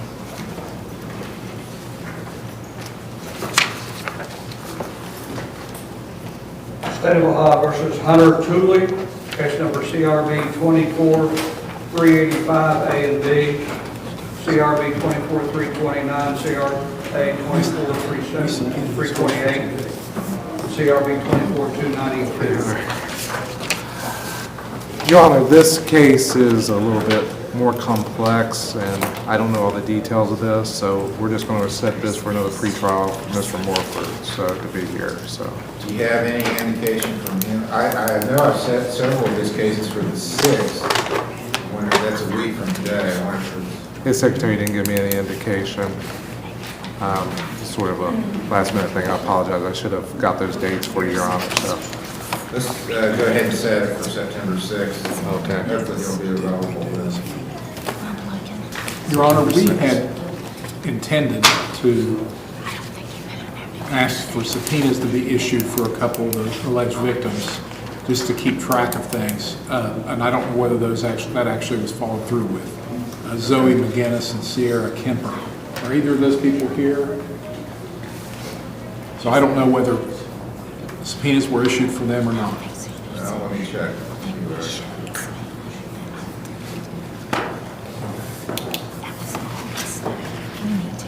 There was a recipe for Sierra Kemper, August 16, and Zoe McGinnis. Yes. Prior to that, and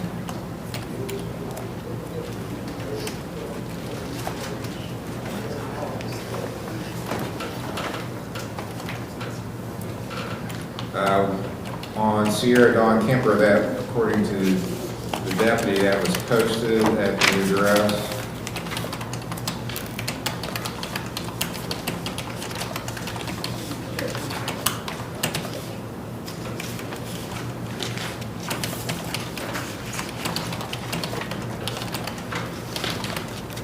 I don't see a return on the one for McGinnis.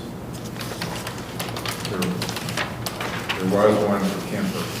Neither one. Zoe McGinnis and Sierra Kemper.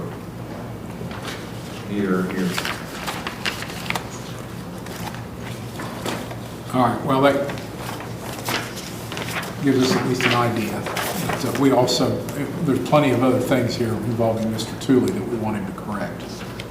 It's my understanding that he went back to the hometown? Yes. He did it, he left again. Oh. He's not there now? No.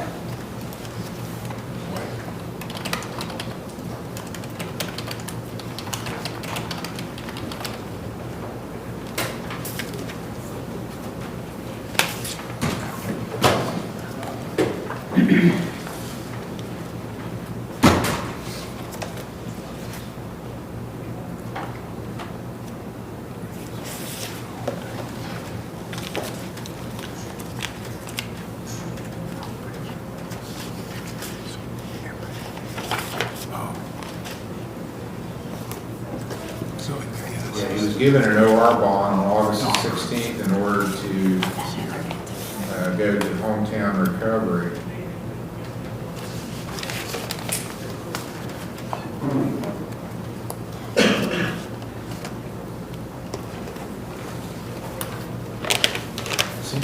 Is he not in custody after that, between now and August 16th, or has he been out since then? I don't know. He was in jail on the 16th. I guess probably you know that. So he's left treatment at least twice.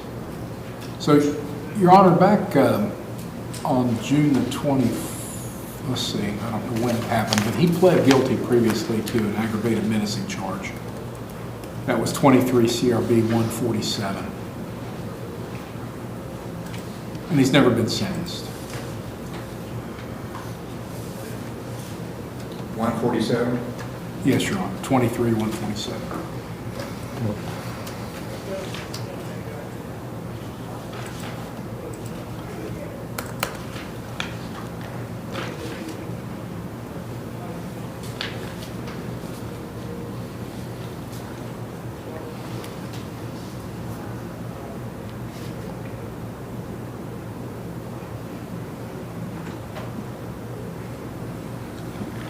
Well, I guess the issue would be, why should he not be remanded into custody? He left treatment without permission to do so. I have a suggestion, Your Honor.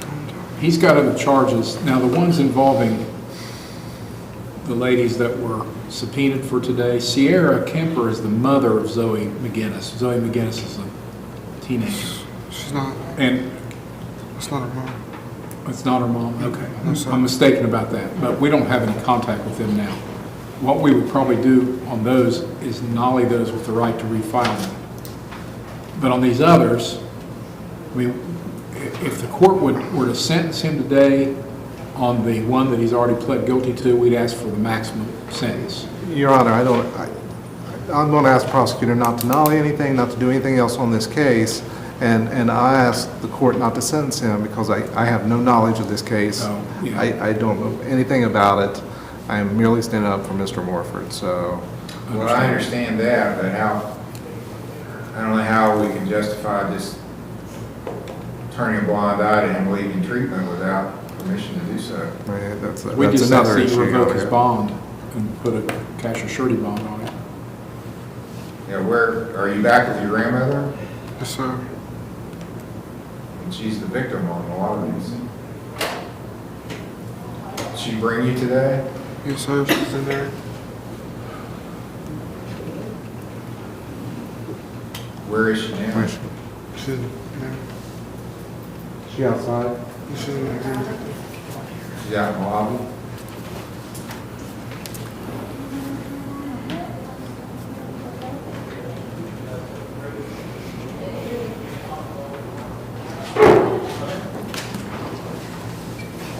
Well, what I'm going to suggest, and I'm going to have to draft you, Mr. Stratton, into a difficult, because I don't know when Mr. Morford's ever going to be back, if he is going to be back.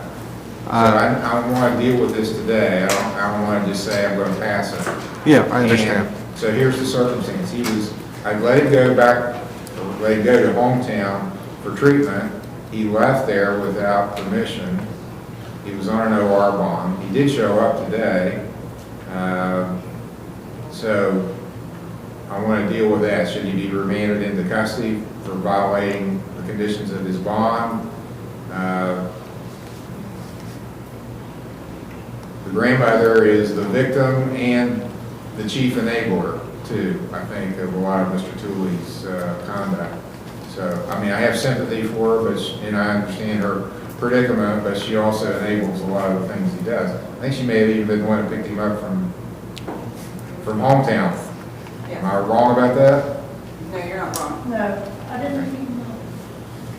Okay, so Mr. Stratton, if you can get together with Mr. Tully, talk to her if she wishes to talk with you, prosecutor at some point.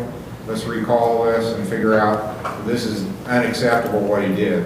And there's got to be a change. And I don't know how to get him to change.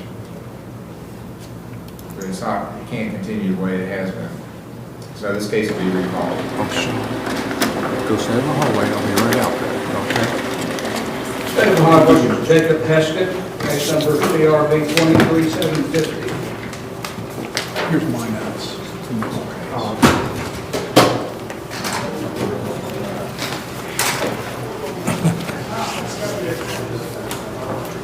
Okay.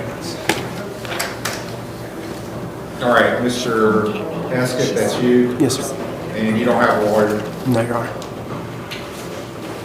you were going to, from what was not my notes, but someone else's notes said you were getting some therapy. Yes, sir. Okay, and I assume that's what you gave Mr. Yes, that was for the marriage counseling. I'm seeking individual counseling as well. I just was not able to retain a document for that. It's at the same facility, though.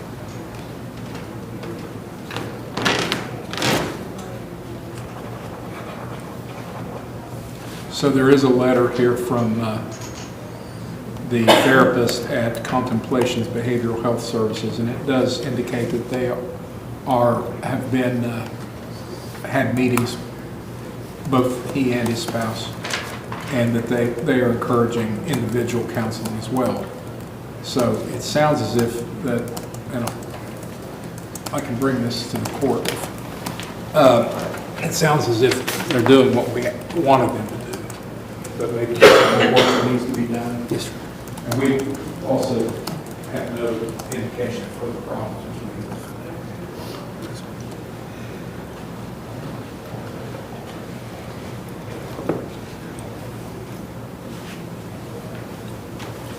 So, I'm sorry, what's the state, how do you wish to proceed on this?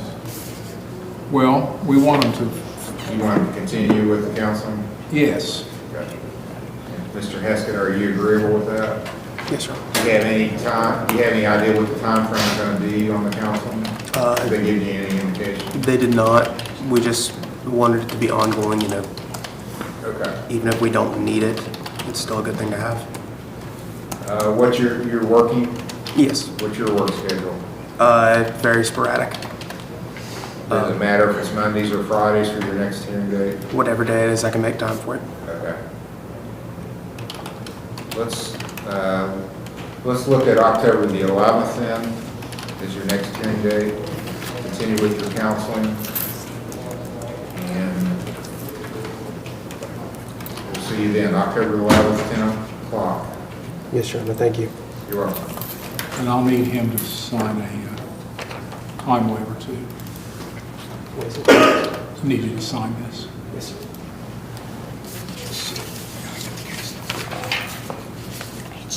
It's all right on my notes. State of Ohio versus Donna Tolbert, case number CRB 24-564. Arraignment. And we'll be calling the inmate for our personnel next.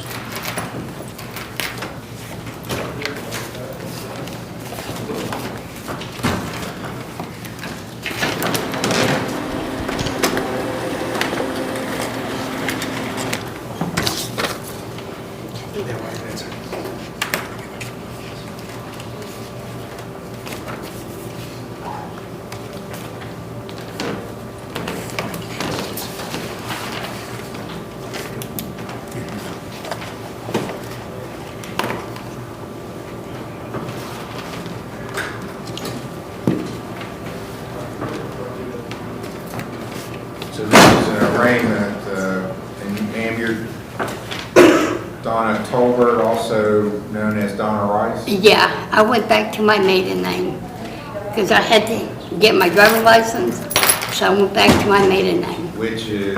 Talbot. Tal. Yeah. Is it T-O-L-B-E-R-T? Yes. Okay.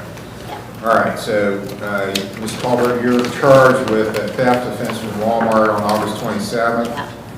It's first degree misdemeanor, maximum penalty 6 months in jail, $1,000 fine. You understand the charge? Yes, I do. You understand the rights you have as a defendant? Yeah, How do you plead to this? I just don't want to go to jail because I got a babysit. But you can put me on probation, you can do anything you want.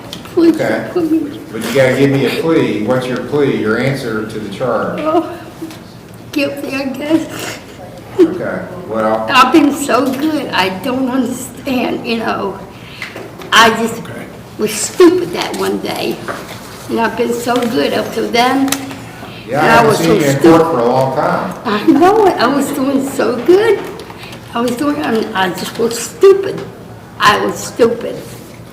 Well, I don't know if I can say this, but I'm going to. You can call me stupid, call me whatever you want. Well, if you sit here in court and what, how many shoplifting cases do we have from Walmart? Oh, honey, you don't One have, after the other. but you don't have to worry about me going anywhere no more. How many shoplifting cases I shouldn't say this, don't worry. How many? Shoplifting cases do we get from Lowe's? Lowe's? We had one. Huh? Yeah, we have that. Don't go to Walmart to shoplift unless you Oh. want to get caught. Oh, honey, I Because they are ain't going to going, catch you. I ain't going nowhere no more. I see my psychiatrist Tuesday, and oh, I can't wait to tell her. Okay, I'm going to order you to go do a urine screening because of all these people that come in here with Walmart shoplifting, 80% of them are dirty when I screen them, so. Hey, Maybe you won't be, but I don't know that. Sometimes I get surprised at who tests dirty. So go do a urine screen. well, I will tell you, okay, I just smoke weed. I had to tell you that because I know I probably, Well, you know what? Here's the thing now. I'm gonna quit that too. Boy. Here's the thing. You might test for more than weed. No, I swear to God. You don't know. You don't know. I'm on nerve pills. I'm on Seroquel. If you got anything off the street. Oh, no, honey. Even No, I don't. marijuana didn't come off the street? Huh? You got it from a dispensary? Yeah. Okay, well, it should be good then. But go do the urine screen anyway. I don't. Go do the urine screen after you've done. I just took my nerve pill yesterday. Now, would that count? I don't know. Okay. You go to do the screen and I'll see what it shows. I took a Valium yesterday. I had to let you know. I'm sorry. I don't mean to laugh, but I know I'm going to piss dirty. We'll see. Okay. I don't have to go pee right now, but I will. I'm going to be here for a while, so you go do whatever you need to do. Drink some water. And get it done. I can try to pee now so I can get it over with. Can I do this right here for right now? No, you got to do it in the bathroom. You can't do it right I know that. I'm talking about this. Stuff with you. Somebody out there will watch it for you. Okay.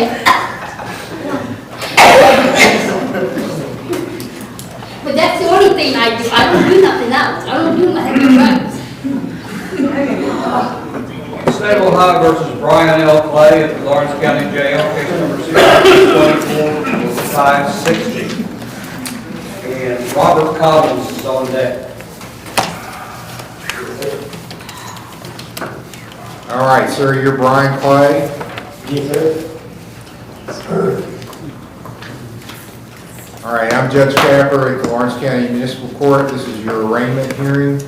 You have a right to remain silent. You don't have to say anything, but if you do make statements, those statements can be used against you.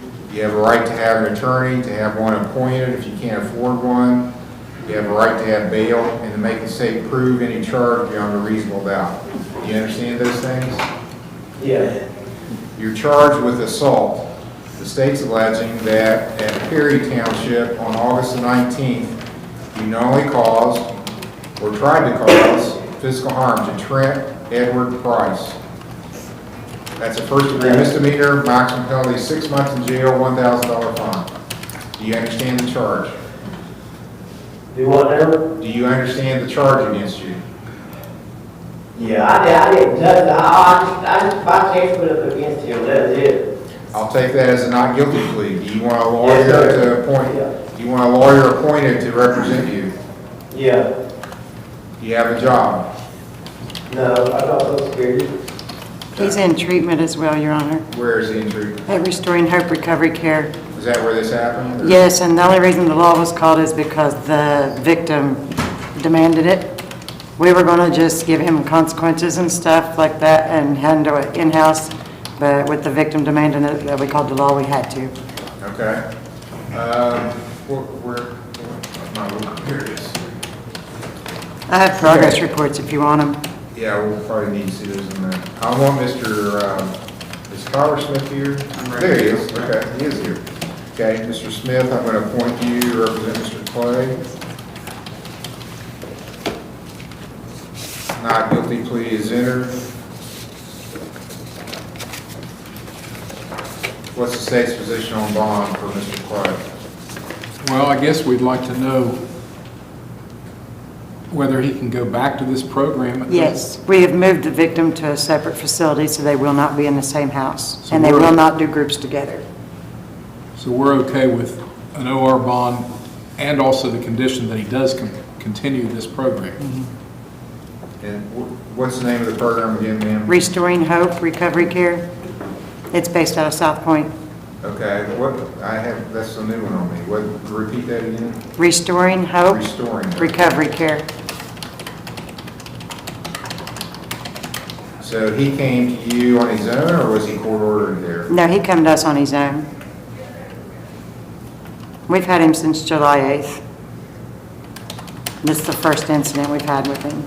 Okay, Mr. Smith? Your Honor, I'm looking at these reports. It looks like he is in active care with them, so I would ask that there would be an OR bond, which the state has requested, and he just goes back to Restoring Hope. Okay, Mr. Clay, did you hear what's taking place here at court? Is that something you want to do? Yes, sir, that'd be great, yeah. Okay, I'm going to give you a signature bond with an order that you be released to Restoring Hope Recovery Care. Okay. And that's inpatient, he's going to be inpatient? Yes, sir. 2.1 level care. And I'll set a hearing date, maybe 3 weeks or so, Mr. Smith? That's fine, Your Honor. That's going to be...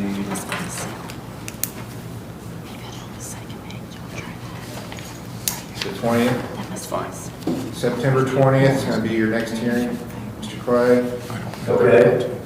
For a pretrial, so you'll come back to court and I'll get a report as to how you're doing. Now I'm going to be looking over your shoulder as to how you did. Okay, all right, thank you. So make sure you get good reports, Mr. Hill.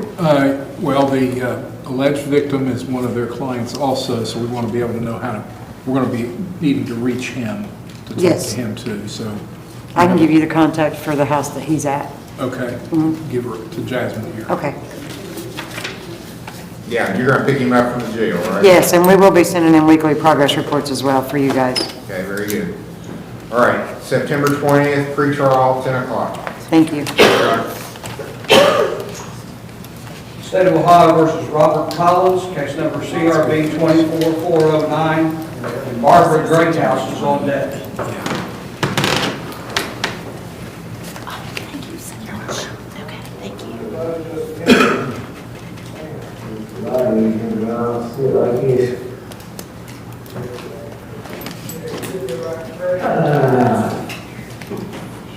All right, this is Robert Collins. He was released from jail previously on medical. You got a warrant in Chillicothe.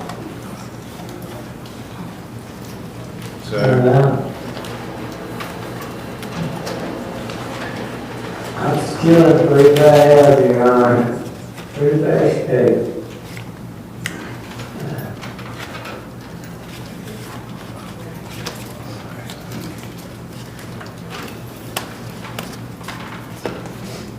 it's on a domestic violence charge from Ross County.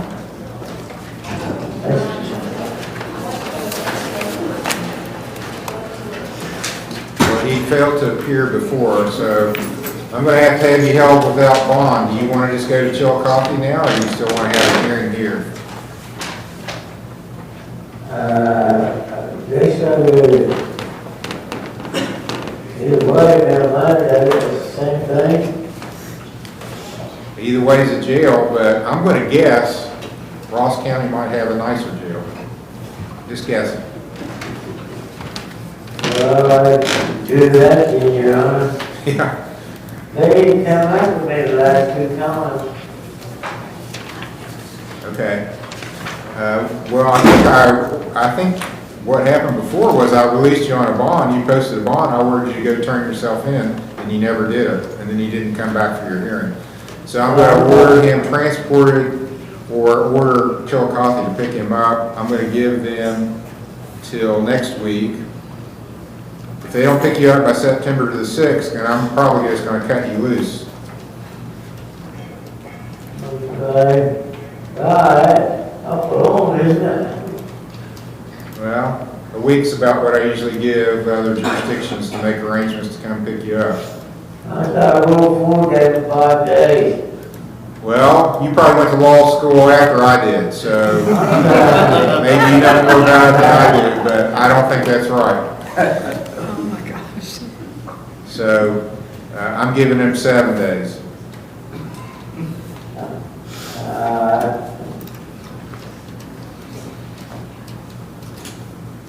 So I'll see you, if you're still in our jail, hopefully you won't be, on September the 6th at 10 o'clock. You should be in Ross County by then. So the jailers listening in, you need to notify them to come get him ASAP.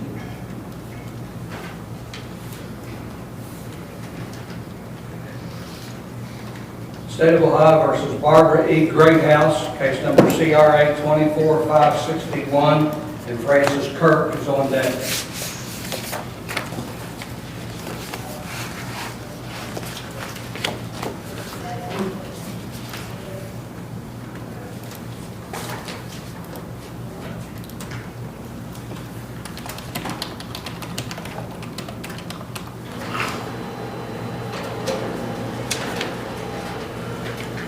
Ma'am, are you Barbara Ellen Greathouse? Yes. I'm Judge Capper. This is your arraignment hearing at the Lawrence County Municipal Court. You have a right to remain silent. You don't have to say anything. You have a right to have an attorney. You have a right to have an attorney appointed. You have a right to bail and to make the state prove any charge beyond a reasonable doubt. You understand those things? Yes.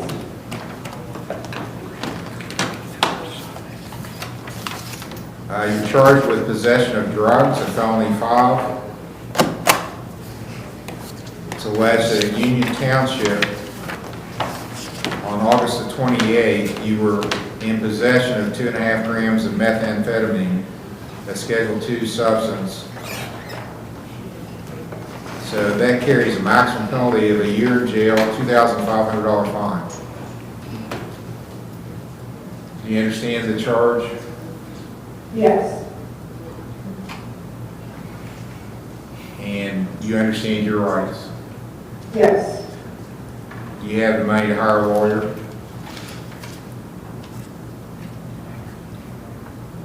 Do you have money with which you can hire a lawyer? No. Do you have a job? Do you have a job, ma'am? No.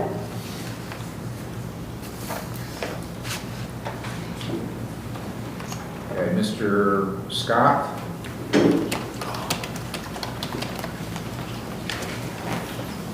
And Miss Greathouse, you have a Huntington address? Yes.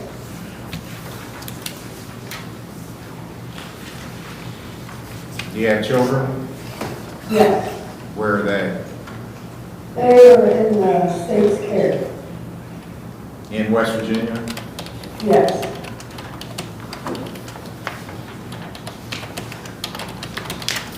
What's bond recommendation? This is a felony 5 possession.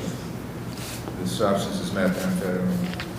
What's the state's position on bond for Ms. Greathouse? Your Honor, in reviewing the officer's narrative who made the arrest, it appears that Ms. Greathouse is probably in need of some intervention in a serious way.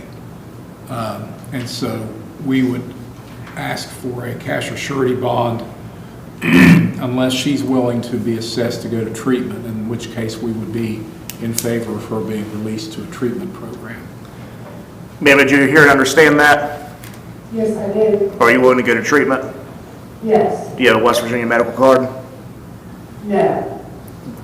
Or do you have a medical card, period? No. Okay. Have you ever had a medical card? Yes. West Virginia? Yeah. How long ago? How long ago was that, ma'am? About a year, year and a half. Have you been to treatment before? Yes. Is your case involving your kids in Cabell County? No. What county is it in? Montague. Oh, you're a ways from home then. Is that where you're from originally?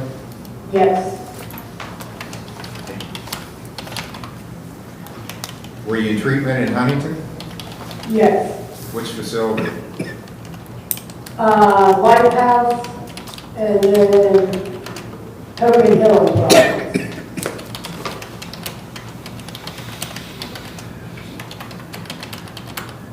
So you have an active case in Monongalia County with Children's Services? It was closed.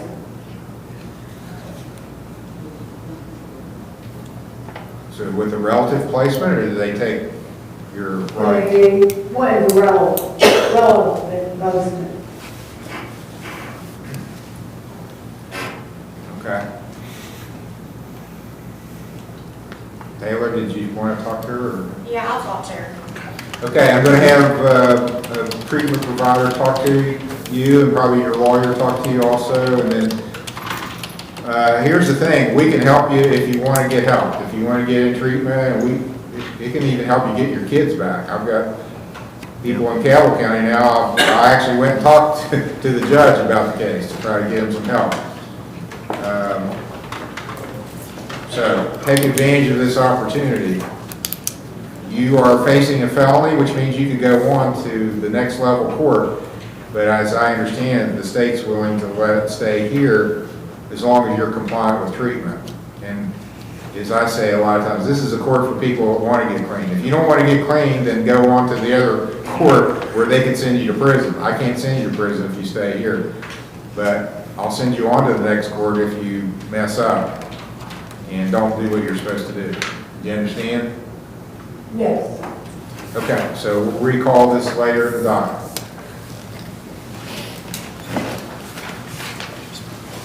State of Ohio versus Francis Kirk, case number CRA 24544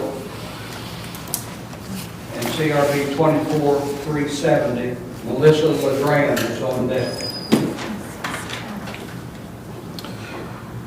This is a theft case. I believe she came over from Boyd County Jail.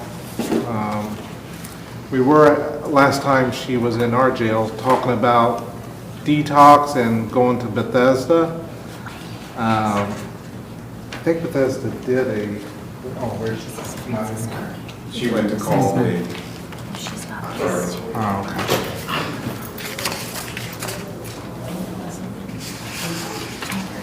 Yeah, she was going to do detox and then go to Bethesda and have an ankle monitor. So I think, does this look like maybe she cut the ankle monitor? Because I see some more serious charges. I don't think the ankle monitor was cut, because it should be an entry on there where you ordered the ankle monitor removed. So I think it maybe died, and then she got put in the Boyd County Jail, and then you ordered it to be removed. I believe that's what it was. Yeah, it looks like she let it go dead. Yes, so she didn't cut it off. It just went dead. But she ended up in the Boyd County Jail, and now she's back here. Your Honor, I just spoke with Taylor. Ms. Kirk was supposed to get an OVP for detox and ran. Well, there's also this in the affidavit. I'm just reading it for everybody's understanding.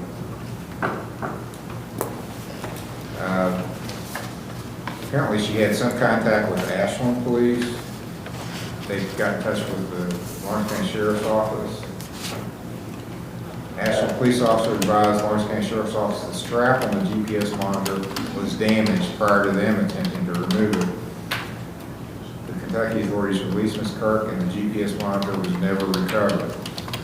No, sir, if I'm gonna say so myself. Well, you probably shouldn't. Why don't you wait and save it for your lawyer? My lawyer? Who's my lawyer, sir? I am. Mr. Stratton. They didn't take it. Yeah. Lawyer, sir. Good deal. I don't know what we're going to do. You might call and talk to her. There's a lot here. Yeah,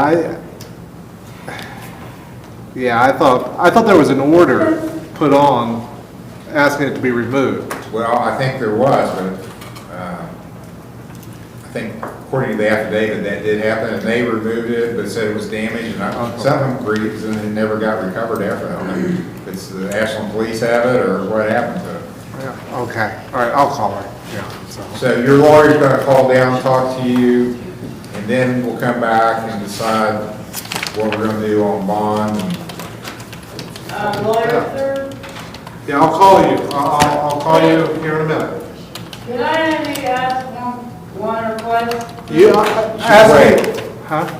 I'm just telling you, you should wait and do it on, because what you say in open court is on the record, can be used against you. I will call you, and then we're going to be back on with the judge after my phone call with you. So you don't need to ask anything right now. You can ask me when I Well, call. can I just say something, please, sir? Go right ahead.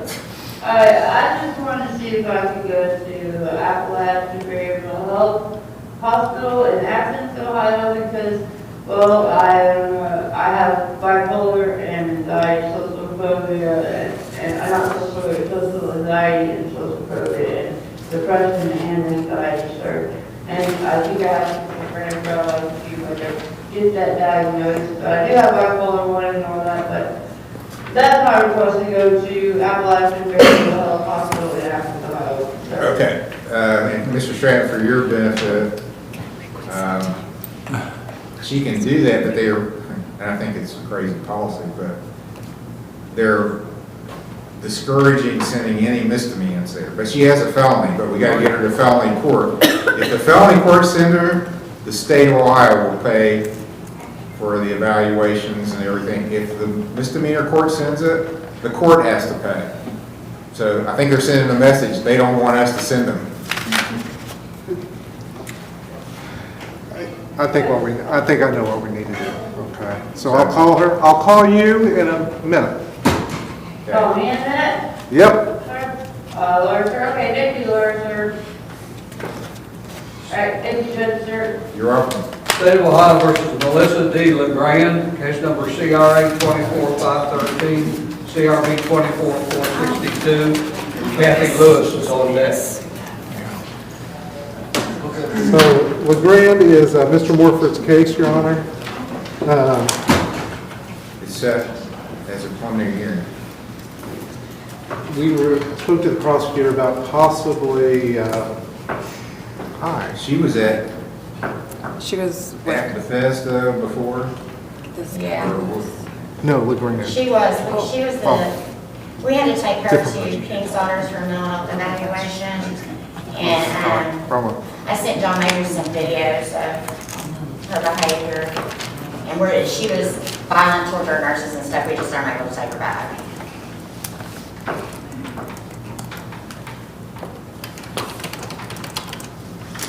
Yes, her bond was revoked.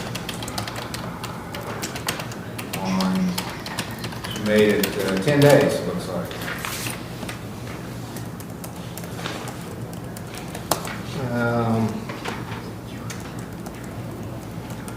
This is a felony, Your Honor, so.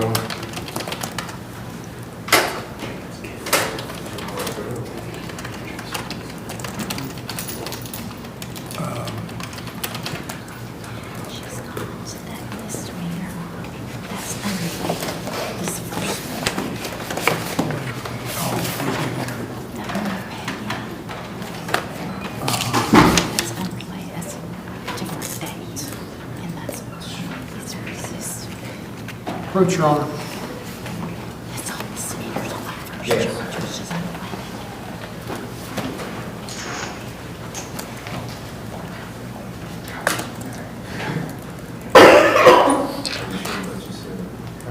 Pretty sure he said it.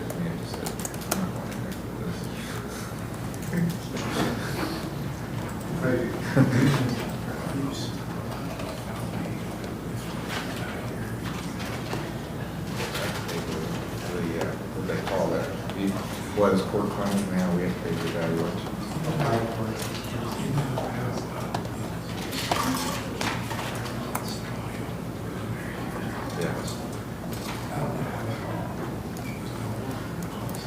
Well, he can say it, but I'm going to deny it. But if he gets the Court of Appeals to say it, then I'll have to agree with that for everything. I'm just going to say that. Yeah. And it's especially on, and which I think is stupid, because why not get people there since they're just going to popular things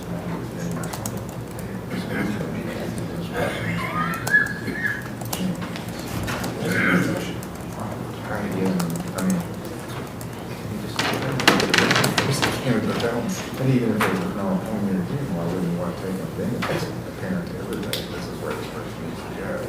Why would you make it go get invited just to one stuff? But I think, you know, obviously to do that, maybe some people are going to go.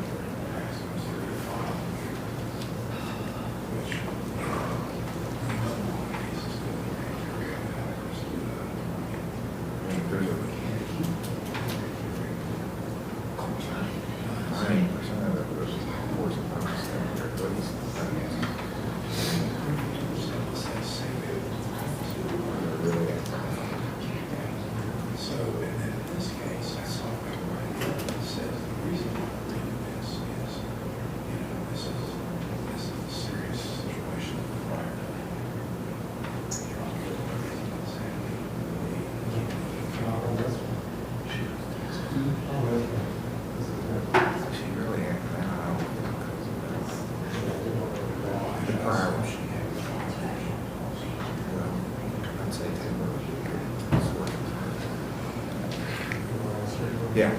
Taylor, could you approach the bench, please? Sure.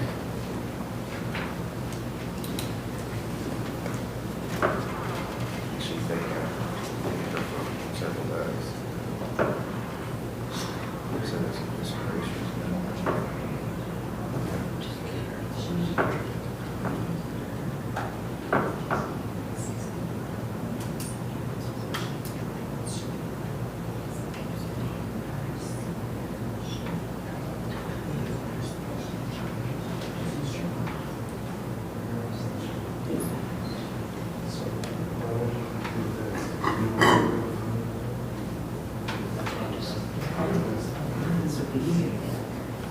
She's every person.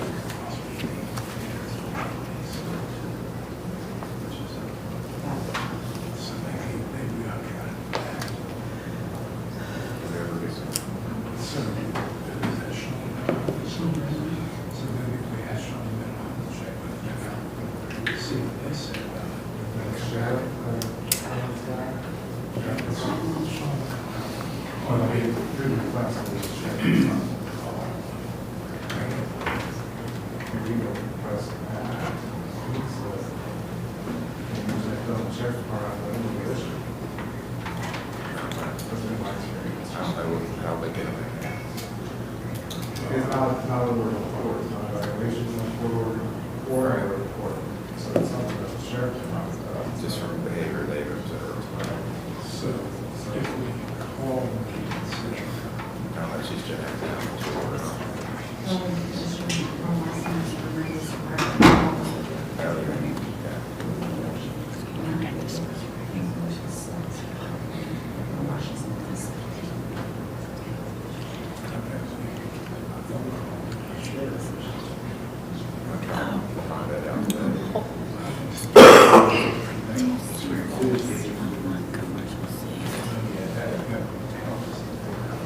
Be a much easier route.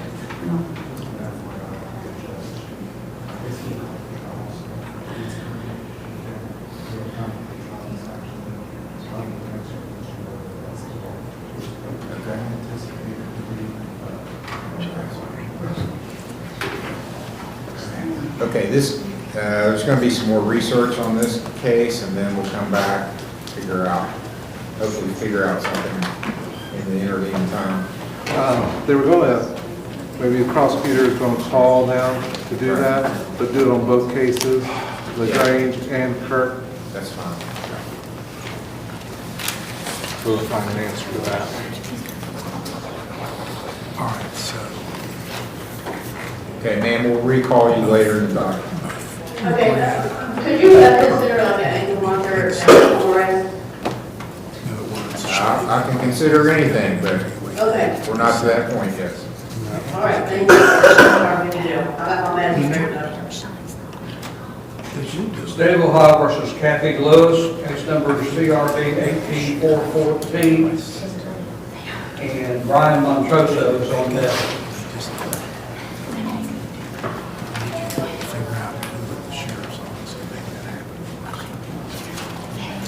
Kathy Lewis. I know. She had been at hometown.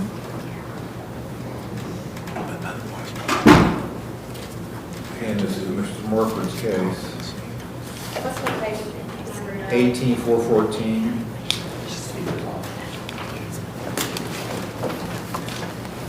All right, Ms. Lewis was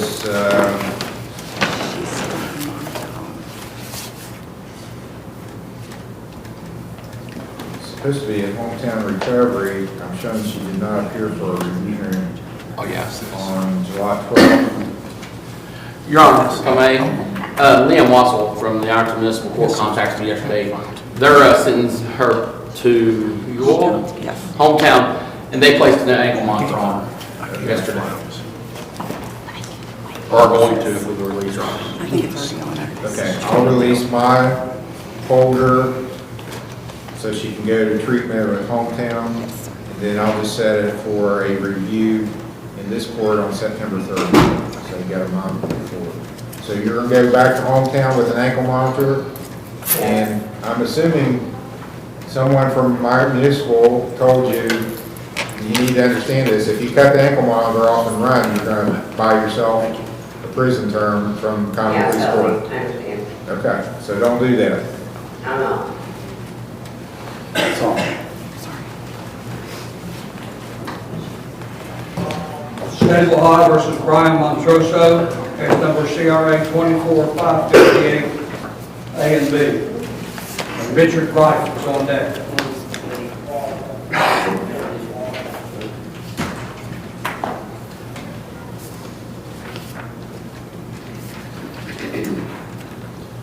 And this is Brian Montroso. Mr. Montroso, you have the right to remain silent. You don't have to say anything.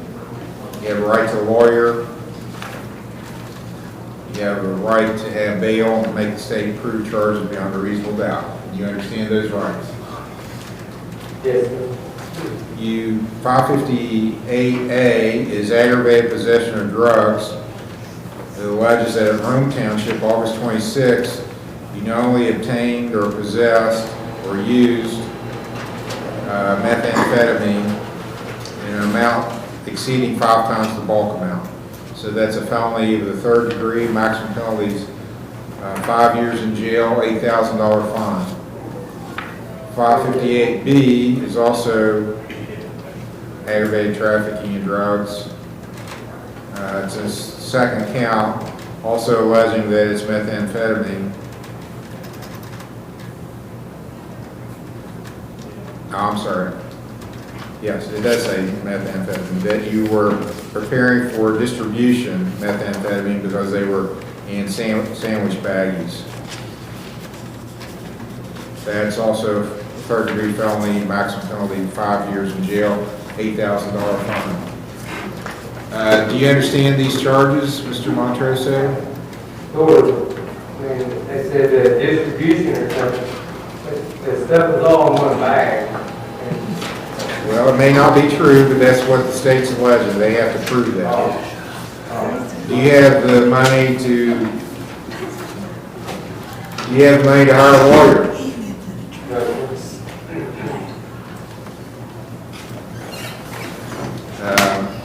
And you don't, I'm assuming, I don't think you have a job. There's another charge here, I mean, 24559. Resisting arrest. You're also charged with resisting, that you resisted the lawful arrest of yourself. That's a 1st degree misdemeanor, maximum penalty 6 months in jail, $1,000 fine. I'll enter a not guilty plea on that. Mr. Smith, I'll appoint you to represent Mr. Montroso. State's position on bond. Your Honor, Mr. Montroso has some other charges pending before this court right now that are set for trial on September the 6th, resisting, obstructing, and criminal trespass. He posted a bond back on August the 9th on those, and it's set for trial on September the 6th. Now, these new charges, which are serious felony charges, we believe that there needs to be a cash or surety bond of $20,000. I'll set bond at $20,000, cash or surety.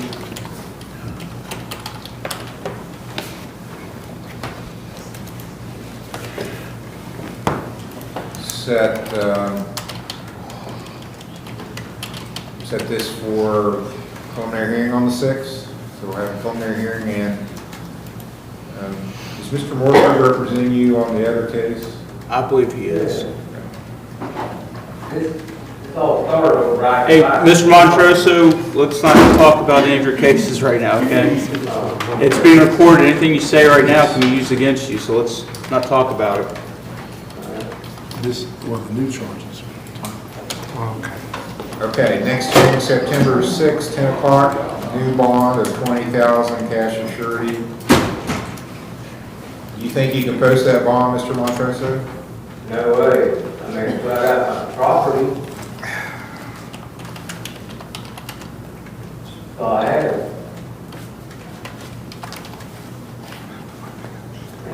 I ain't never run it, man. I always go to court.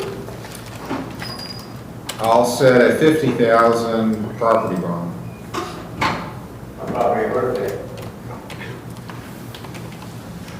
All right, Mr. Smith, you want the court's file? Yes, Your Honor.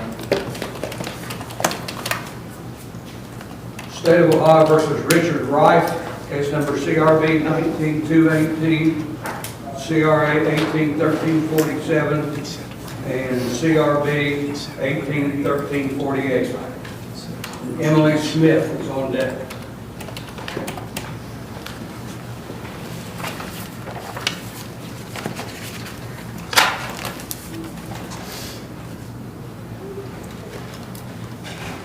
Sir, are you Richard Rife? Mr. Rife, it's alleged that you failed to appear for a review hearing on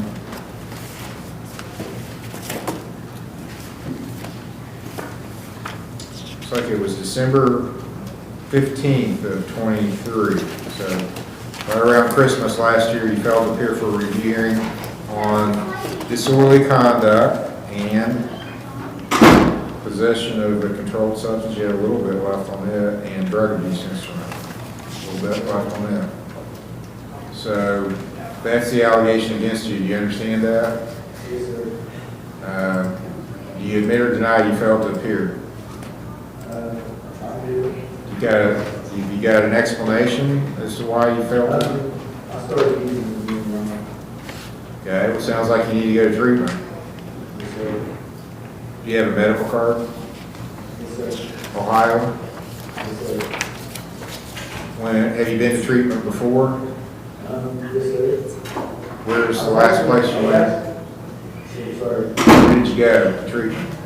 I was actually just working a while back, and I don't know. You were working at a treatment facility?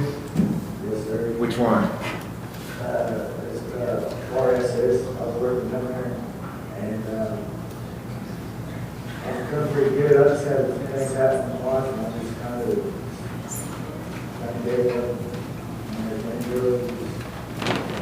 I don't know what's happening. Okay, what's your drug of choice? Heroin. Okay, so we need inpatient, right? Yes, sir. Okay.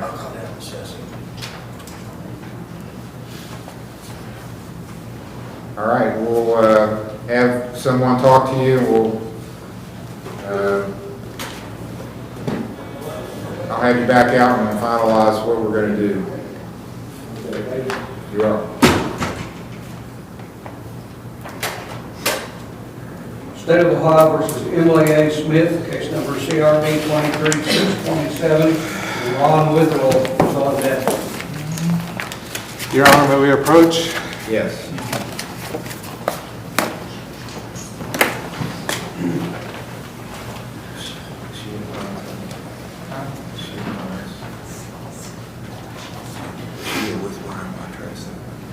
That was murder, so she was living at Reginald, right?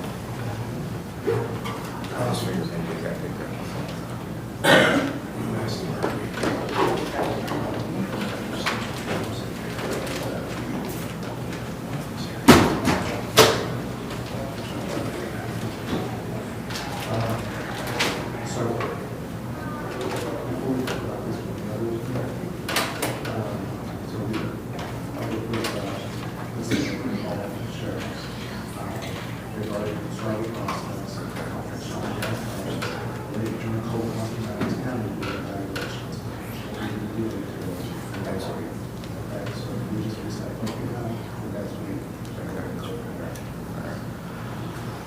Emily Smith.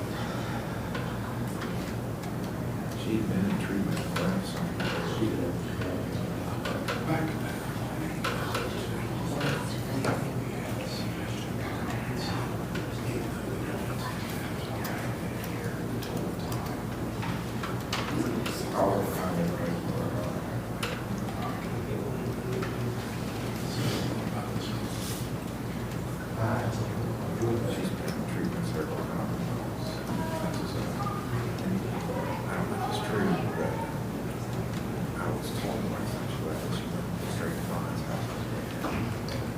Both of you are in jail at the same time. So that's what I thought maybe she was here.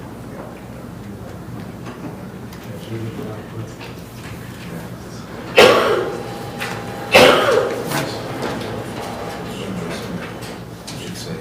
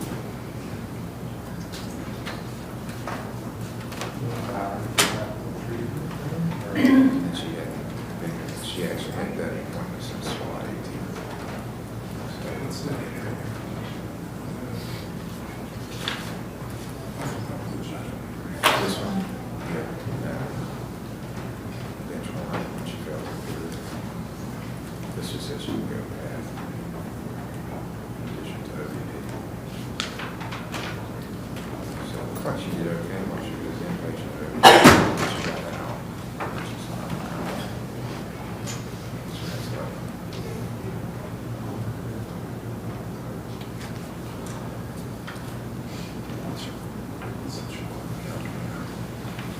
She was not a doctor, she was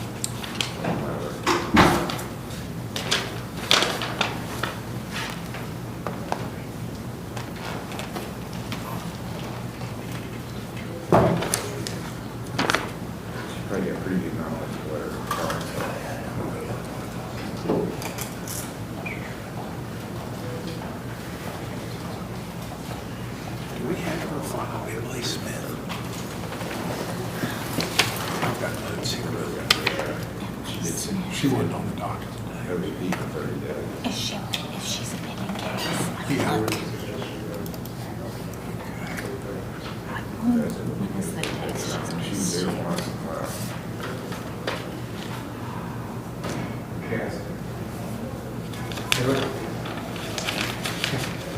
My note is that she'd already pled guilty prior to June 17th.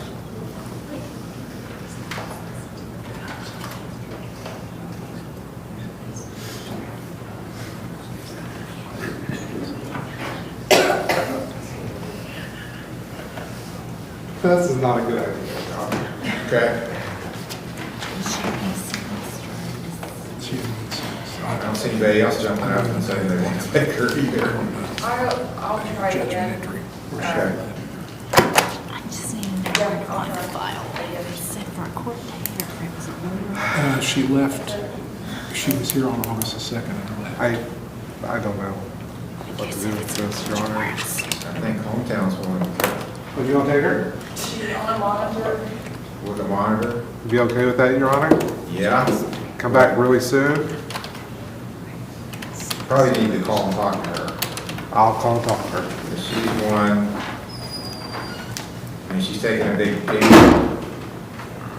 I think she's one that would cut the monitor.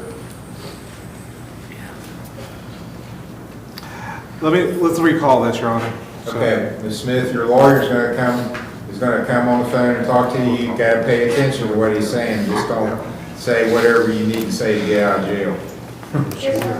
Okay. And also, Your Honor, if we need to clarify whether there was a guilty plea earlier or not, if we don't have an indication that there was, then we're going to ask that she either do that today, or we're going to want her to stay in jail for a while.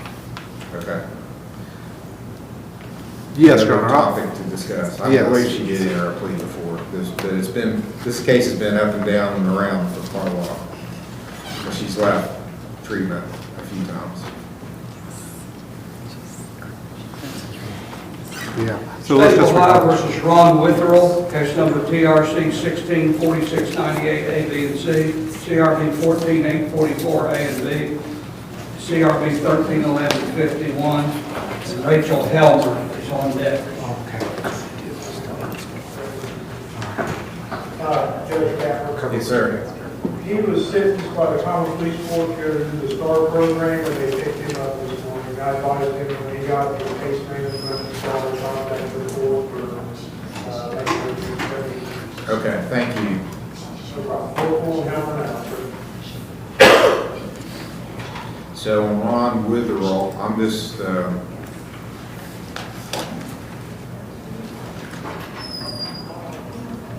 he still has quite a bit left in the bid. So,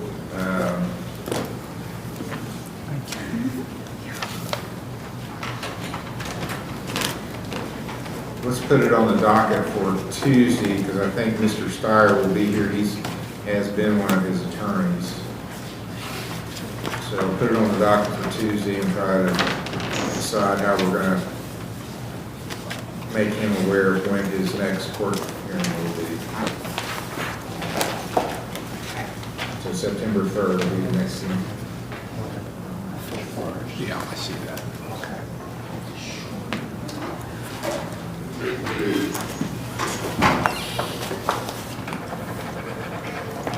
State of Ohio versus Rachel M. Helmer, case number CRA 24518, and Terry Aldridge is on deck. Sam Richmond. Yes.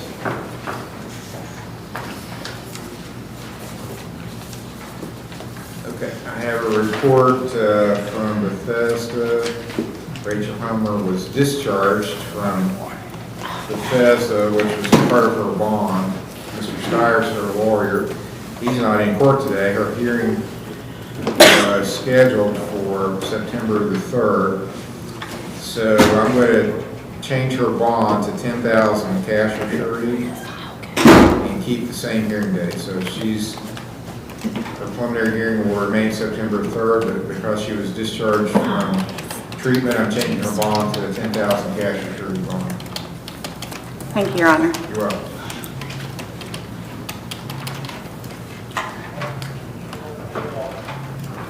State of Ohio versus Terry J. Aldridge, case number CRA 24554. Francis Kirk is on deck.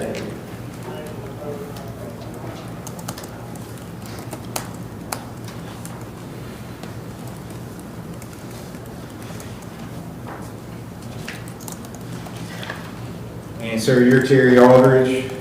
Yes, Your Honor. Mr. Aldridge, you have a right to remain silent. You don't have to say anything. You have a right to have a lawyer, to have one appointed if you can't afford one, to have bond, to make the state prove this charge beyond a reasonable doubt. You understand those things? Yes, Your Honor. You're charged with possession of cocaine. It's a 5th-degree felony. It alleges that at Union Township on August 28th, you knowingly obtained or used a controlled substance, that substance being cocaine. Maximum penalty for that's a year in jail, $2,500 fine. Do you understand the charge? Yes, Your Honor. Do you have the money to hire a lawyer? No, Your Honor. Do you have a job? No, Your Honor.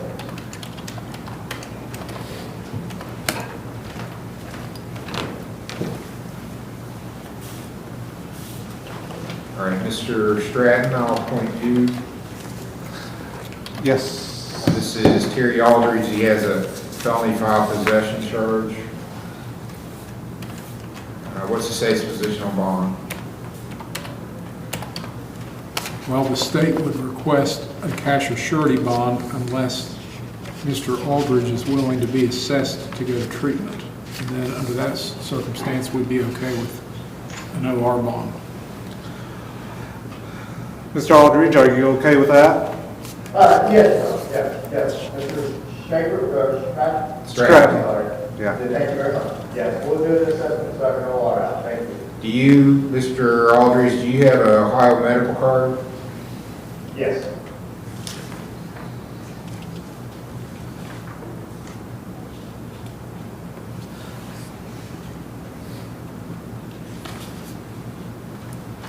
Okay, we'll try outpatient at OVP. Do you know where the OVP facility is in Proctorville?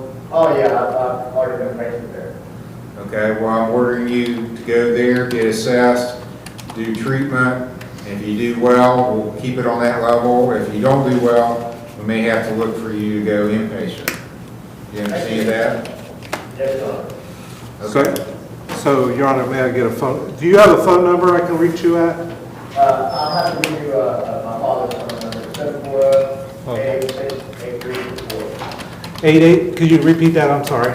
886-8364. Okay, thank you, Your Honor. So I'm going to release you on a $2,000 signature bond. I'm ordering you to go to OVP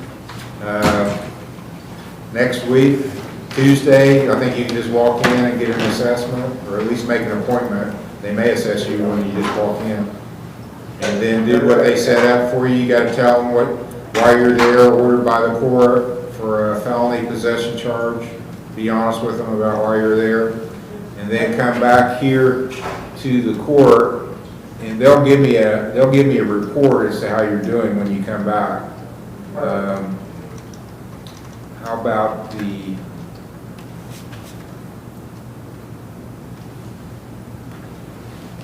/16th of September? Yes, that's fine. Okay, I'll see you on September the 16th. That's the third Monday in September. You got to be in court in Chesapeake at 10 a.m. So you'll get out on a signature bond here as soon as the paperwork is finished. Okay, thank you. And that would require a time limit too. We'll wait time. What's that? We'll just waive the time provisions so you can do that. It's okay. We'll take care of that. I just have a few things in my house I need to take care of. I'm a single man. I've got a handle locked up now. Well, you'll get out today. Just make sure you get that assessment done, and your next court hearing's on the 16th at 10. Yes, they have one you, so I can contact you to talk about the case. I will contact your dad and give him my contact info. Okay. Actually, I believe my friend got your card number, so. Okay, that'll work. State of Ohio recalls Francis Kirk with the Lawrence County Jail, case number CRA 24544A and CRB 24370. Melissa Laran is on deck.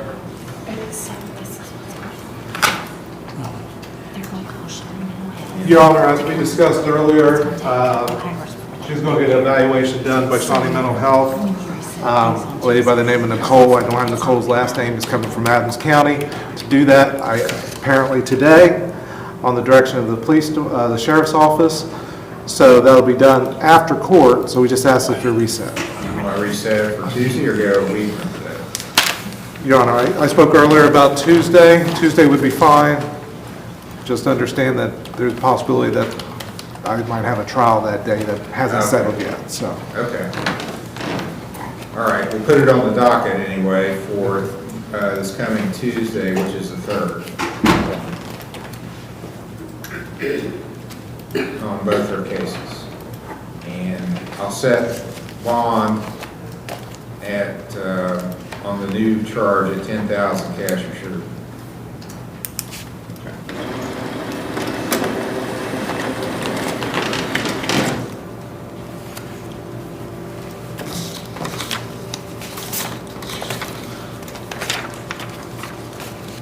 September 3rd, 10 o'clock is the next hearing. What happened? Some folks from Shawnee are going to come talk to you and maybe get you some help that you might need. So someone's coming to talk to you shortly. Oh, okay, from Athens, or from the Half-Life Renewal? Well, the person is from Shawnee and they would make the recommendation to Athens, for Athens. Oh, Brian, Yes. that's his name? I don't have a name. You? Yeah, the lady's name is Nicole. That's all I got at the moment, so, but it should be today. Cool. All right. Cool. All right, and then I'll see you on Monday, or see you on Tuesday. Yes, back in court on Tuesday. Alright, I'll see you Tuesday. Right. State of Ohio versus Melissa D. LeGrand on a recall, case number CRA 24513, CRB 24462, and Emily Smith is on deck.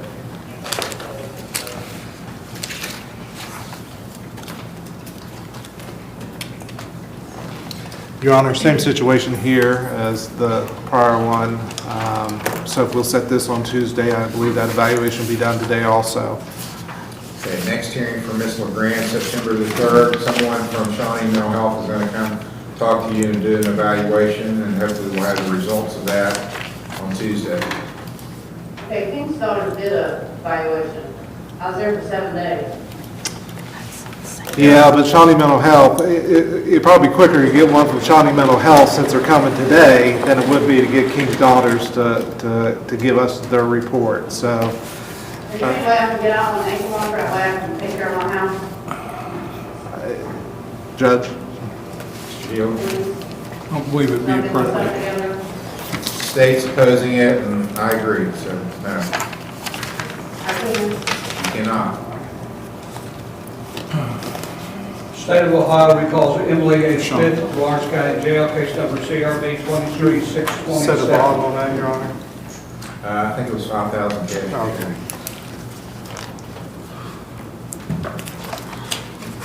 Okay. Smith is Mr. Stratton's case, and discussing another treatment option. I explained to Ms. Smith that she needs to be in treatment. And I think her mom actually wrote a letter to the court expressing that also, and that she'll have to go to treatment at hometown with an ankle monitor and the consequences of cutting off or damaging an ankle monitor. So she's willing to do that, and she understands the risk. Okay, Ms. Smith, do you agree with what your lawyer is telling the court? Yes, Your Honor. Okay. So it's just gotten a whole lot more serious. If you leave, especially if you cut that ankle monitor off, it's going to be out of my control. You're going to go to the prison. You don't want that, do you? No, Your Honor. Well, then don't do it. Go to treatment and do what you're supposed to. I mean, everybody, I think, knows that's what you need to do. I think you know that's what you need to do. So now's the time. You have to do it. No ifs, ands, or buts about it. Okay, so I'll order her released to hometown recovery for inpatient treatment. We probably need to come back pretty quick on her to see what else she's doing. Yes.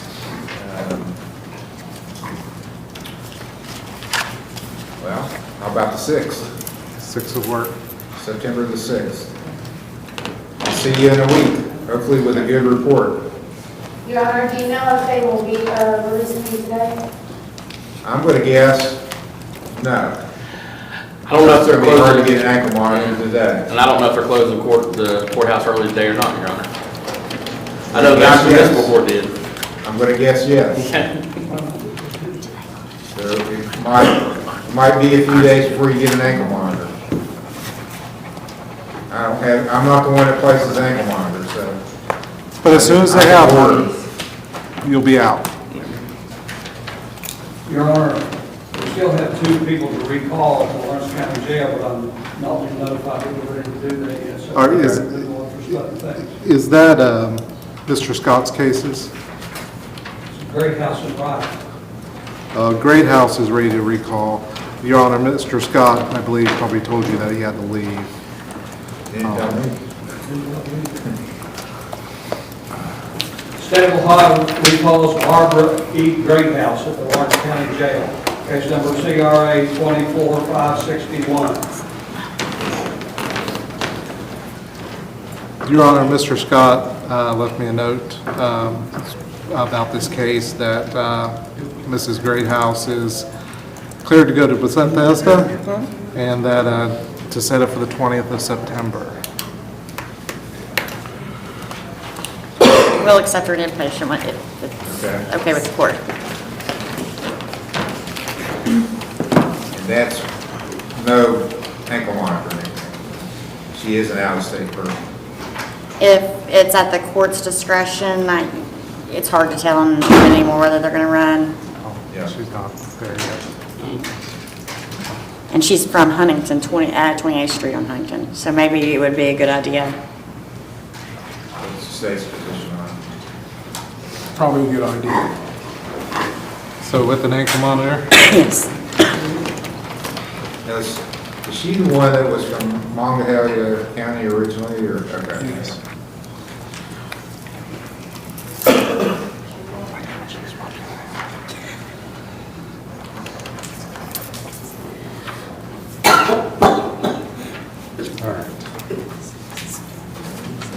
Huh? That's not Morgan County.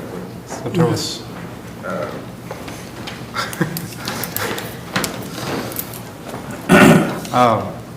September 20th, Your Honor? That's fine. Oh, she's not in the seat yet. They're playing Penn State first game. I hope they get really spanked. I think that's likely to happen. They'll probably get ugly because they're playing in Morgantown. Yeah.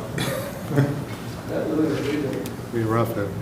Well, they've got an Ironton boy playing for them, WB. I heard that. Is he actually getting on the field? Well, I don't think he's made himself a starter, but I'm hoping to get some playing time, so kind of changes my feelings a little bit. Have you ever been up there for a game? Yeah. It's pretty rough. It's fun to make fun of them, though. I went when they played Ohio State, and Ohio State destroyed them, of course. And after the game, they were very humble. So I felt like they really know how to behave if they are put in their place. Yeah. Okay, that all aside, Miss Greathouse, Bethesda has agreed to accept you with an ankle monitor. So what that means is I'm going to release you, but it's probably unlikely to happen today because it takes a while to get the ankle monitor placed. Once it's placed, they'll take you, but here's there's a lot for you to understand here. You are charged with a felony. What does that mean? A felony means that's the most serious criminal charges. You can go to prison on a felony. If you get convicted of a felony, the judge can send you to prison if they want to. Okay? Now, I'm the municipal court. I do the arraignments and the preliminary hearings on felonies. So as long as you stay here, I can't send you to prison. I can just send you to the county jail where you are now. But once you go up and get indicted, go to the common pleas, if that judge wants to send you to prison, they can. So we're going to short circuit that and give you the chance to stay in this court and go to treatment and not even get indicted, not have the risk of going to prison. That sounds pretty good, doesn't it? Yes. Okay. It is pretty good if you do your part. But the problem is going to be with that ankle monitor. See, I don't put the ankle monitors on. I'm going to order that you get one, and then the adult probation, which is from the common police court, they're going to place an ankle monitor on you. And that's where you would go if you got indicted, is to adult probation, common police court. They get really mad when people cut the ankle monitors off. I mean, really mad. And they file serious felony charges just for cutting the ankle monitor off. And believe it or not, after I have this whole speech and tell people what's going to happen to them, we just had somebody do it recently. I mean, just like you, she said, I'm not going to do that. You're going to tell me I'm not going to do that. I would never do that. And I think the first day she cut the ankle monitor off and ran. She's going to go to prison. It's out of my control. She's eventually going to get arrested. She's going to go to prison. For years, not just like 6 months. We're talking about 3 years at least in prison for cutting the ankle monitor off. Do you understand that? Yes. I mean, are you that serious about getting treatment? You're willing to take that risk? Because if you say, I'm going to run, you'd be better off just staying where you are and riding it out a little while longer. You're not going to be in the county jail for 3 years. But you are going to be in prison for 3 years if you cut and run with an ankle monitor.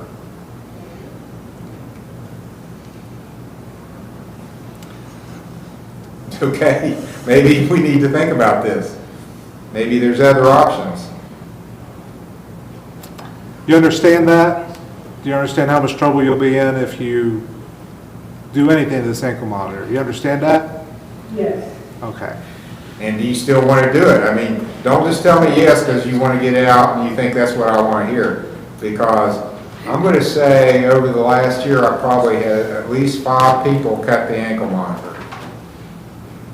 Now, most people don't cut it, but 5 people in a year, that's a significant number of people who do cut it. So it's a risk that people will cut the ankle monitor. After I told them the very same thing I'm telling you, and everyone except the one that did it last week, she's not in prison yet because they just haven't caught her. But all those other people that cut their ankle monitor, they're all in prison. And none of them would have had to go to prison but for cutting the ankle monitor. I mean, if they just done their treatment, they would have stayed in a local treatment program. And actually, if they completed the treatment, got their case dismissed, and not even had, they went from not having a record as the best upside is what could happen to them and get clean, to cutting the ankle monitor and going to prison over the ankle monitor. So if you don't think you can do this, don't just tell me because I want to get out of this jail. That's not a smart choice. You can't go back to Morgantown because if you cut and run, the warrant is going to be good in Morgantown because it's a felony warrant. It's good in all 50 states, in most countries. There's no place you can go hide.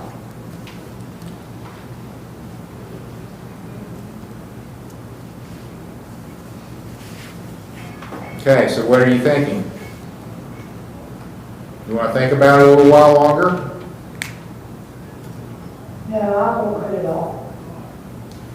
Okay, time will tell. Everybody said, there hasn't been one person yet that said, Judge, I'm going to cut that ankle monitor off. No one has said that, but some do. Okay, so I'll order ankle monitor replaced, order you released to Bethesda when that happens, and then I'll see you, let's make it the 16th. I think you're already. Oh, the 16th, Your Honor? Well, this is Scott's case. Yes, 20th. He said the 20th, he wanted the 20th. Okay, September 20th for preliminary hearing, time waiver. Yes, we'll waive time. She can sign a $2,000 OR bond. Okay. Do what they tell you to do, when they tell you to do it, how they tell you to do it. That's the other thing. I've had people go recently because they're acting out. They get the treatment, they want to mess up everything for everybody else, argue with the staff, argue with the other patients. If that happens, I can just pick up the phone and say, go pick her up. You'll go to jail. So don't do that either. Thank you, Your Honor. Thank you, Your Honor. Your Honor, the only case we have left at the jail to recall is Richard Wright, and nobody's told me if they're ready to do that yet. Yes, I can take Mr. Wright. Mr. Gwynn's ready. State of Ohio versus Richard Wright, case number CRB 19218 and CRA 181347, CRB 181348. All right, Mr. Wright was evaluated for treatment at RRS. And Yes, sir. I've accepted him. Okay. All right, Mr. Wright, I'm going to release you to RRS for treatment. And that's going to be inpatient. Yes, sir. And have you come back for your first review on that.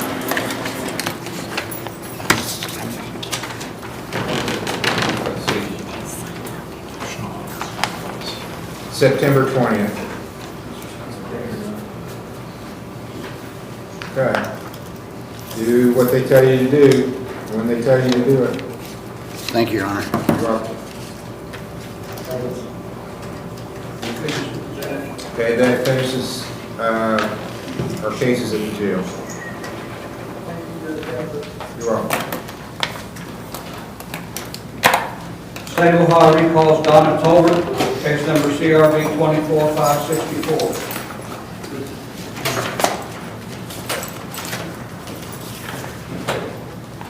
Okay, Okay, you tested positive for benzos and THC. What?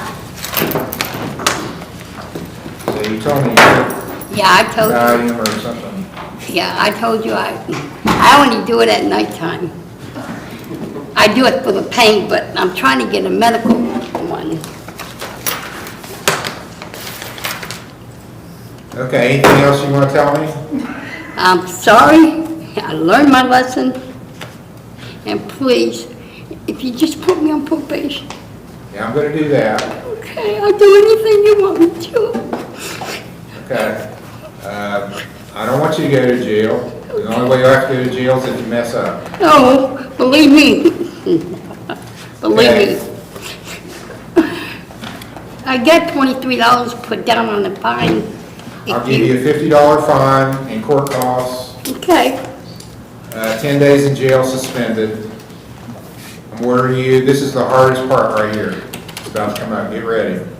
Mom, You ready? yeah, I'm ready. I'm ordering you not to go in Walmart. Oh, don't worry. You don't worry. You're banned from Walmart. Don't worry, honey. Not going nowhere. I'm going to stay home with my dog. Okay? Because We're I gonna gotta stay go- out of all Walmarts, so you can't go over Route 60 or anywhere else either. I know. Okay. I know, I'm not. I don't know how I've banned so many people, but somehow they stay open. I don't know. Well, I don't understand. I wasn't thinking straight. Okay, you'll be on probation for 2 years. Okay, And I'm going to give you 15 hours of community service.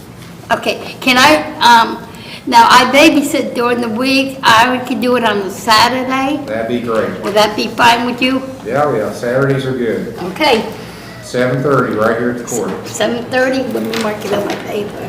You're going to meet with Mr. Major. He's your probation officer. Oh, okay. And your review hearing is going to be February 24th of next year. So if you get it done before then, you don't have to come to the review hearing. Okay, Go talk to him. He'll give you your paperwork, and then you're free to go. Thank His you. office to the left as you leave the court. thank you, Your Honor. You're welcome. That's not the way. State of Ohio versus Clinton D. for Means, case number CRA 2430 A and B.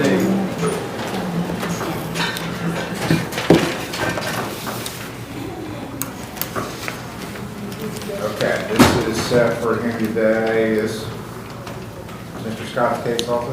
or- It is, Your Honor.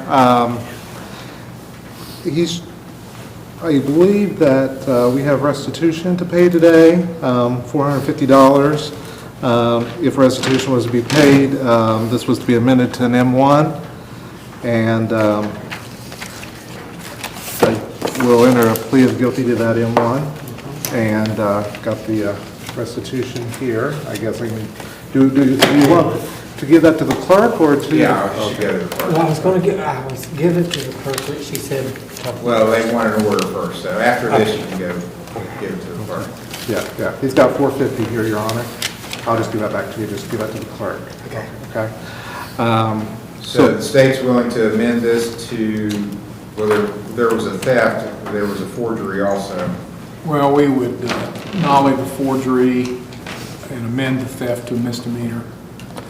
And will plead guilty to that charge, Your Honor. He is on some medications that he would test positive for, but I believe I'm you're... not going to, under the circumstances of this, I'm not going to order him Okay, tested. all right. In what or M1.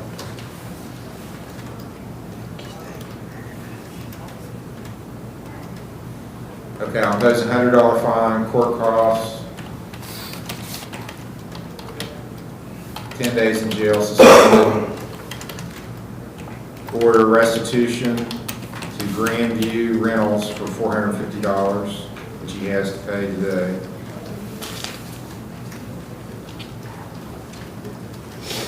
And the B case is nolly. Okay. 2 years of level 5 probation with a review on February 24th of next year, 9 a.m. So you'll need to see Mr. Major and the clerk to make the restitution payment. Thank you very much. You're welcome. State of Ohio versus James DeMent, case number CRA 24-290 and PRD 23-1859, and the James DeMent. This is set for preliminary hearing today. He had been at the counseling center. Yes. I haven't seen him. I think he went to OBP for outpatient. Is Brianna here?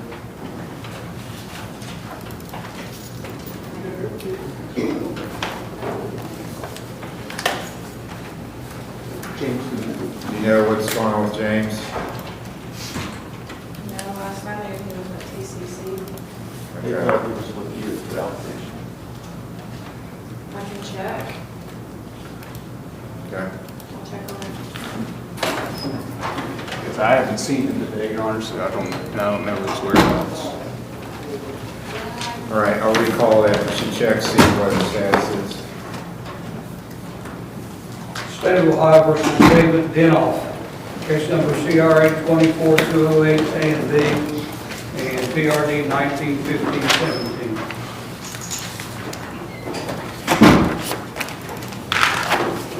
It's Mr. Smith's case. Can we, May I approach, Your Honor? yes.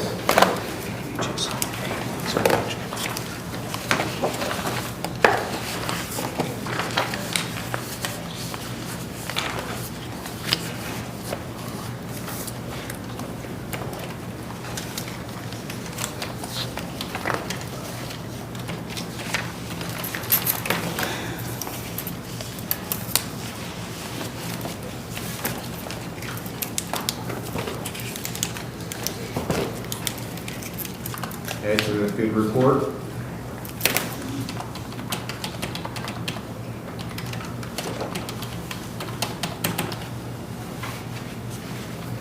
What's our time frame? Can't remember when his date was. April sometime. April. So we're looking December. No, wait, that's wrong. Not December, October, sorry.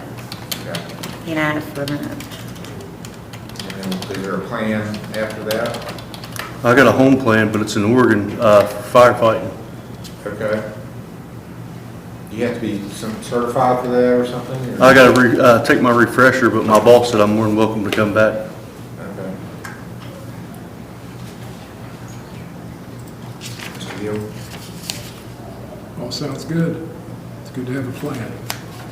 I'm glad he's doing well in his treatment. I just want him to finish. So when in October do you think you'll graduate? It'll be the end of October. Okay. Well, let's set a hearing date around that time. –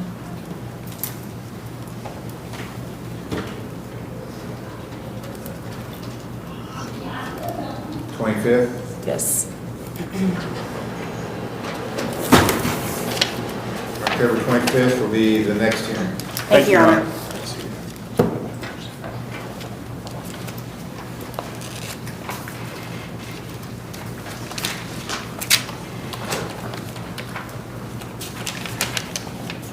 State of Ohio versus Agnes Sexton, case number CRA 24-209, CRB 24-210, CRB 23-49, A and B, CRB 22-740.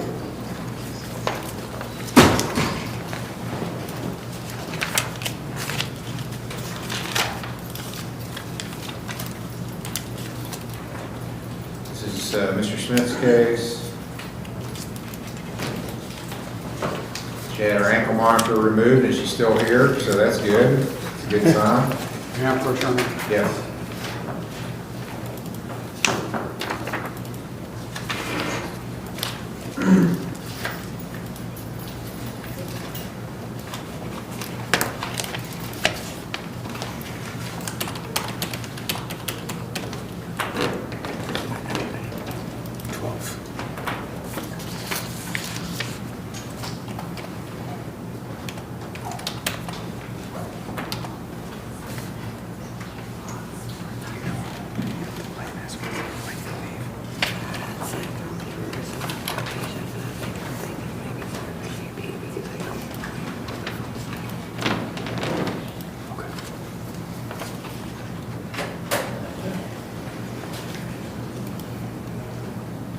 a good report.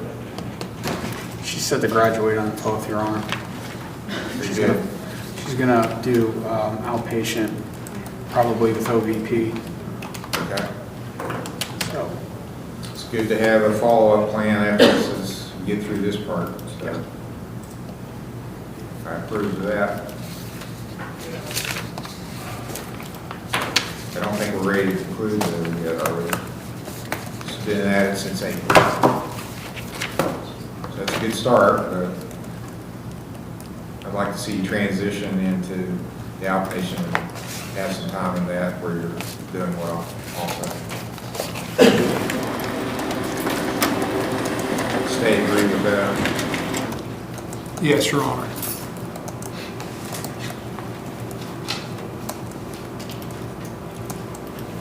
Let's come back around the first of October. 4th. Okay.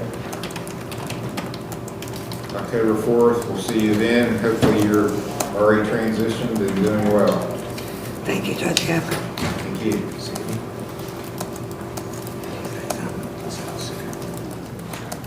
State of Ohio versus Vicky Scarberry, case number PRC 24-1272, A and B. Your Honor, this is set for sentencing of Mr. Smith's case. Yes, Miss Scarberry called this morning. Her son's in the hospital, and she called from the hospital. I'd ask for a short continuance. So Tuesday?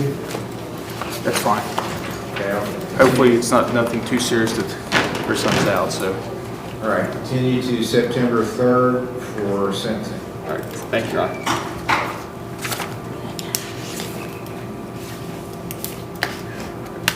State of Ohio recalls Hunter Tully, case number CRB 24-3385 A and B, CRB 24-329, CRA 24-328, CRB 24-292. Your Honor, he's willing to go back.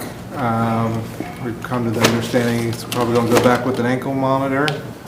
And we've had a discussion about obeying the court's order, doing exactly what the court says to a T, and what the consequences of manipulating or destroying that ankle monitor are. So, You've heard me give that speech, right? You understand how serious it is? Okay. So,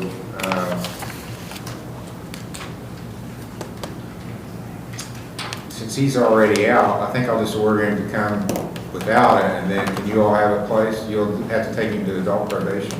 Yeah, they'll probably. I don't know if they'll do it today, Yeah, probably Tuesday. probably Tuesday. So, I want you to go today, though. Start it, and then we'll get the ankle monitor replaced as soon as possible. And see you back here on September the 6th, just to check and see how things are going. And don't pick him up if he calls you. I did. Okay. she did not pick him up, Okay. Your Honor. That was a vicious rumor then. Well, she was adamant that she did, so. I understand. Yeah, all right, the 6th. All right, go with them. Thank you, Your Honor. State of Ohio recalls Michael L. Tilley Jr., case number CRB 24-437. Your Honor, there has been an evaluation done at Bethesda. I spoke with Leanne. He does not meet, he does not qualify for STD services, but it was her recommendation for him to continue mental health services at Mahajan. Okay. So, Your Honor, we just ask that this be reset for another pretrial, that we can get a letter from Mahajan to show his progress. He's agreeable to doing that. Yes, continue at Mahajan, yes, he is. All right.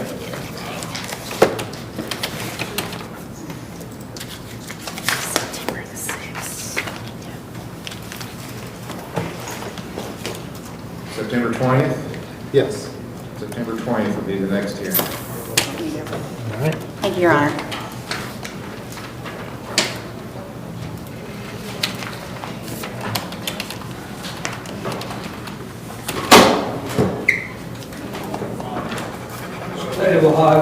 Amber Billups, case number CRA 24496, A and B.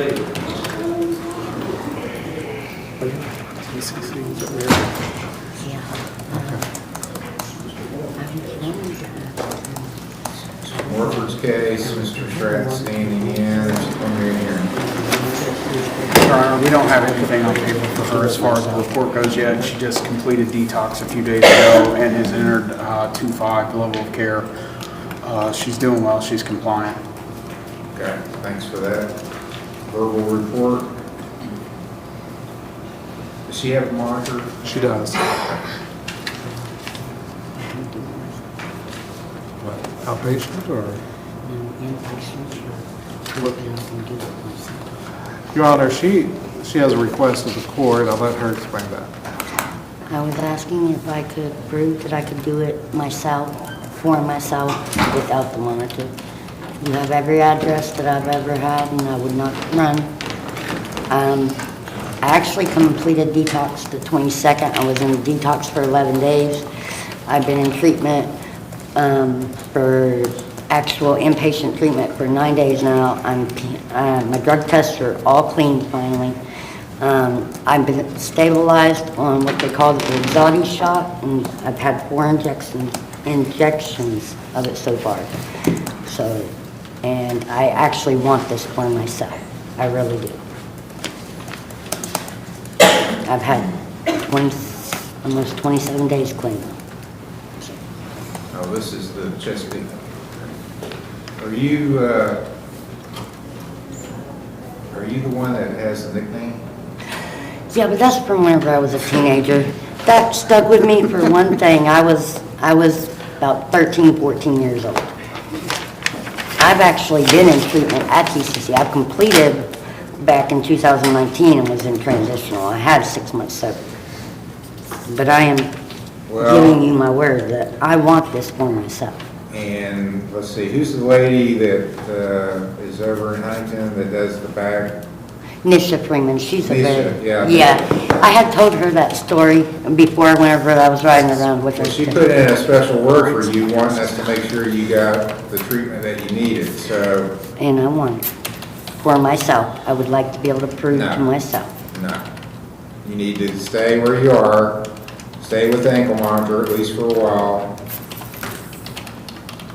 I don't hear any recommendation otherwise, so.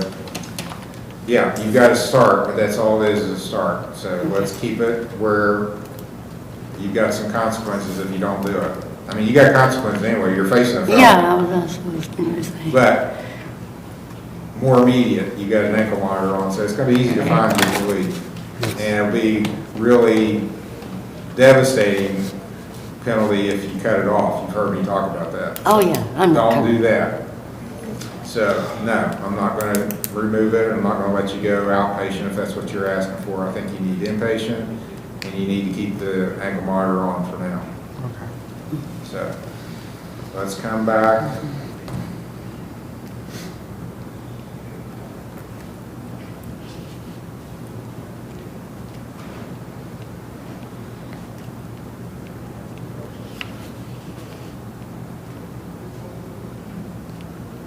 The 20th, September 20th.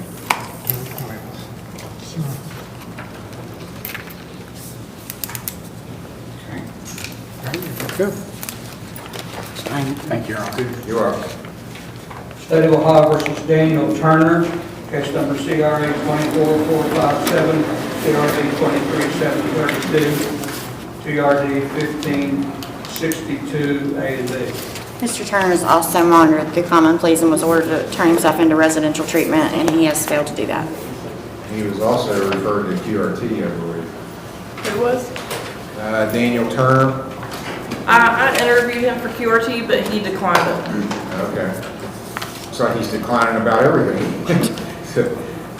This was a felony, so do you want a warrant from here or send it to the, I think from what I hear from the powers that be, they don't want it referred to as injury. I thought we had a pre-trial. I thought we had a menacing and a possession, Your Honor. There's some misdemeanors too.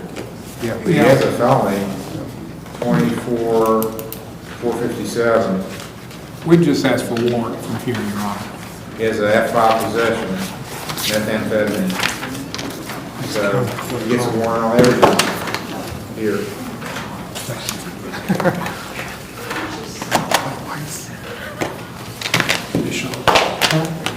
Okay, hold on.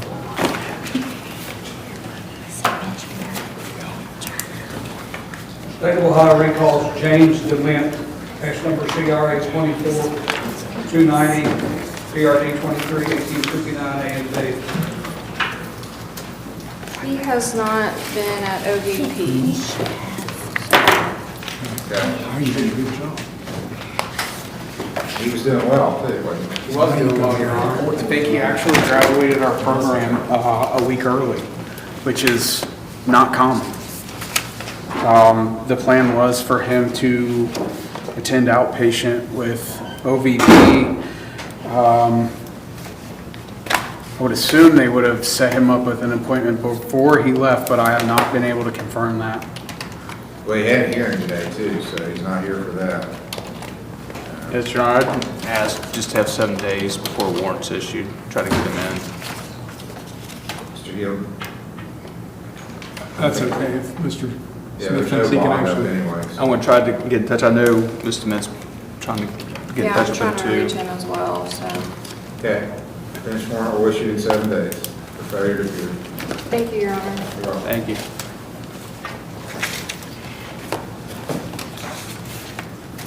State of Ohio versus Kimberly Miller, case number CRD 2587.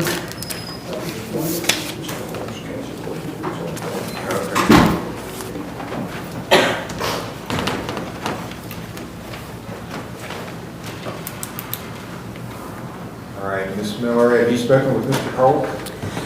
So their office called me this morning, and she said that she had been out of the country, and that usually you guys are the ones that call. But I did tell her that I tried to call a couple of times, and they just never returned my calls until this morning.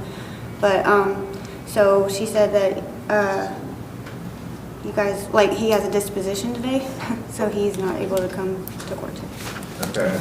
Well, you've posted a bond now, so your appearance is secured by that. So, I don't know, has he given you a date when he is available?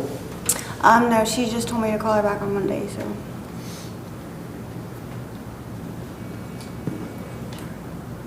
Mr. Hill, have you heard anything from Mr. Holt? No, Your Honor. 16th? 16th? Okay, I'll set it, and this will be at your request. I'm continuing it to September the 16th for a pre-trial, and I will text Mr. Holt myself I appreciate right that. now that I continue to that date. That'll be at 10 o'clock on the 16th. All right, thank you so much. You're welcome. Okay, that concludes the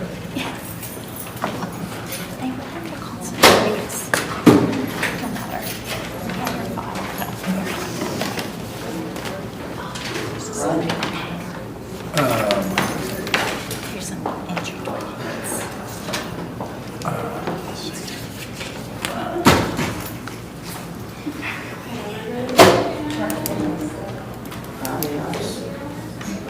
Set for 9/27.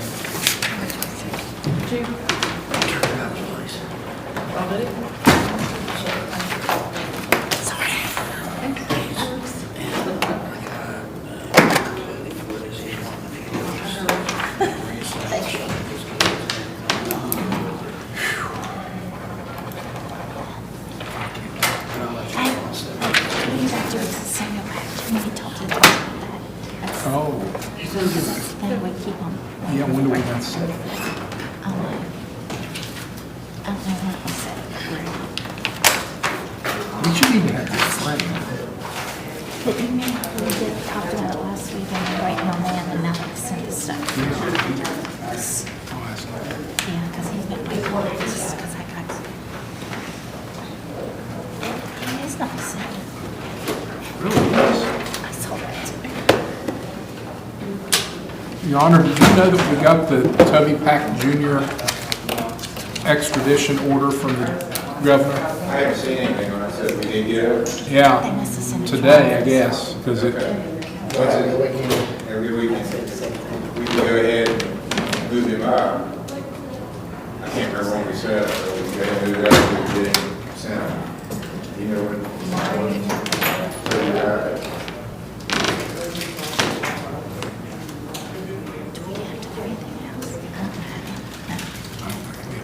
He's been in jail about all summer, I think. Waiting on this warrant. Do you want to just get it?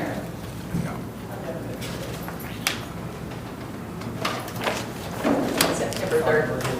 Oh, that's coming out Tuesday. On this one, or do we have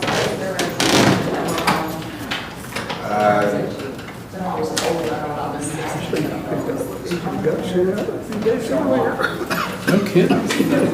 Yeah, you gotta wait to do that. Don't get Kentucky for Memorial Day. He was hoping that the world was going to end before he'd have to go to Kentucky. Well, I mean, I wouldn't expect it, that's what she's been keeping me up to date. Hear the West Virginia discussion. Oh, yeah? Yeah. Oh, yeah, sure. Yeah. Either her part, Wake County City, yeah, she's my sister. I'll see you Monday.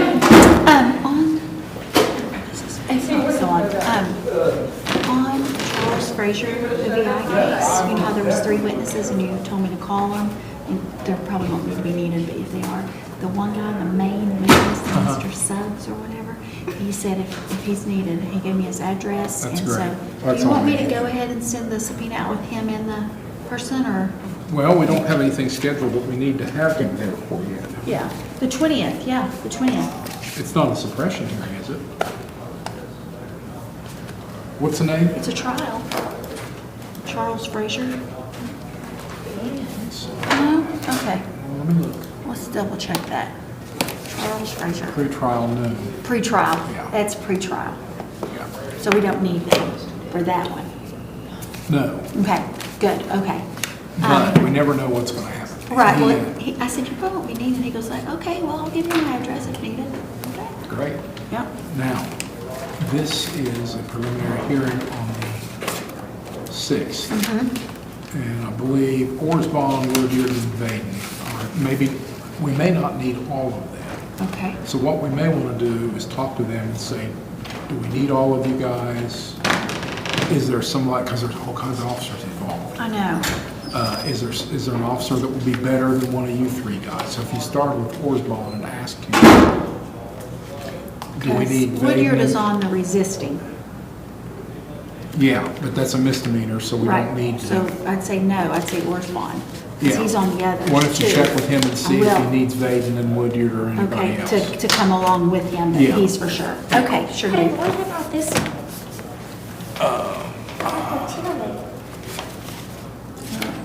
Well, we did his case. I thought we did. Well, we What got- happened with Hunter Tully?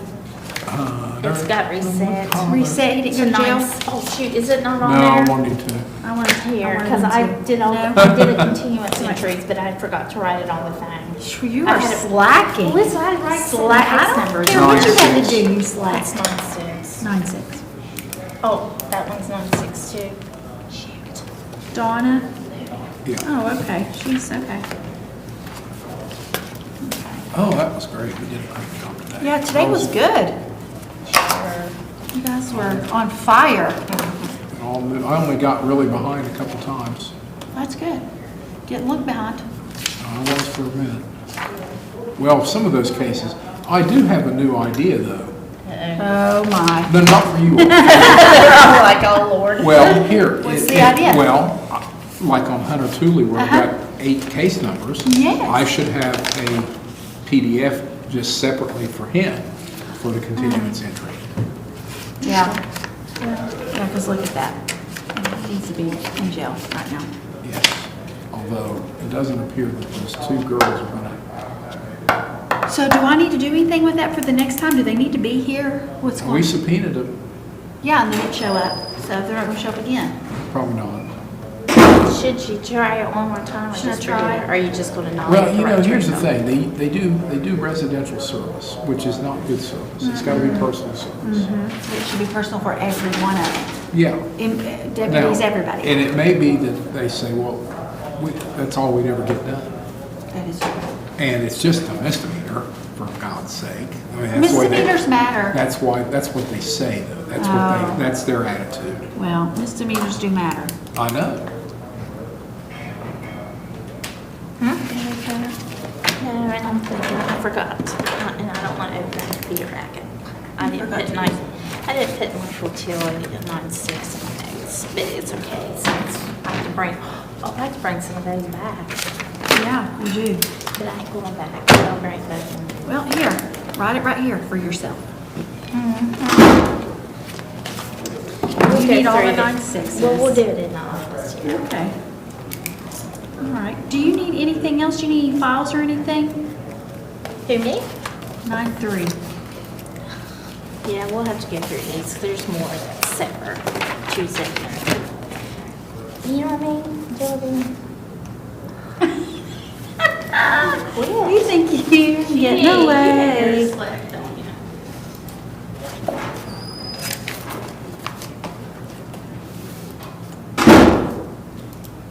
I'm holding on 2, waiting for lab results, BCI drug results I can't do anything with. And then, looks like DeWater sent a notice of appearance and a continuance for Paul Connor. It's going to be the 6th, but now it's going to be the 9th.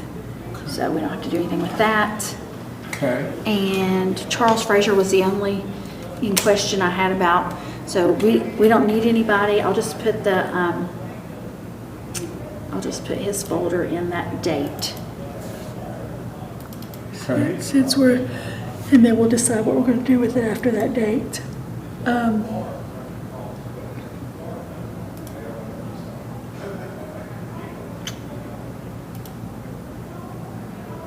I did all the update to Discovery and all that you signed this morning for like Jared Stover and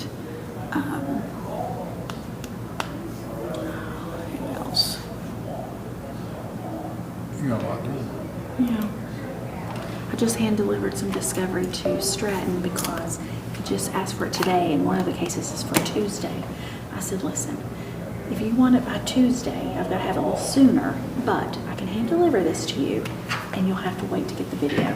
And he said that's fine, so, because it was a long case. He's doing Well, he's got a little, he said, well, I had some cases in Portsmouth or whatever, in trials or whatever. I said, I get it, I know you're like both places, it's no big deal. It's a good thing I like you. Let's look and see if there's paper. How much? Got enough? Yep. We're good. Okay. All right, well, I'll print the notes out, get these ready. I don't have any subpoenas to do except for the one. I'll call Horace Bond and see if he would prefer to have another officer or would he be sufficient? And then I'll let you know about that. Okay. Appreciate it. Yeah. All right. All right, well, enjoy your weekend. It's Okay. a long one. Yeah. Are you fishing or doing anything No, exciting? I'm not in the water anywhere to do any fishing. I'm going to go to River Days in Portsmouth for a little bit tomorrow. Yes, just to visit or what are you doing? My girlfriend's daughter, they've got this commercial kitchen down there where people can rent out the space. What? So she's starting a little restaurant, like where she just Yeah. periodically does, so tomorrow. Just like for like events and stuff, Yes. maybe like for special occasions, Yeah, events? so her first thing is tomorrow, so I'm gonna go eat there. Well, yeah, we need to support that. Yeah. For sure. And River Days is really fun. Yes. A lot of people though. Are you going to the Ironton Cabell Midland game? Probably, yes. Yep, I think I'm going to buy tickets for that. And I don't, what I ought to go out to Jackson and watch the Tigers play tonight. I don't want to go to Jackson. I told Ava if she wanted to go with a friend. Come on, go. Yeah. It's not starting until 8. Yes. Because of That's this. a- So that's a good reason that's to- a good, yeah, that's a good thing. You don't have to rush and, yeah. It's not a bad drive. Oh, I don't mind driving to Jackson. I like driving to Jackson. Do you? Sure, it's fun.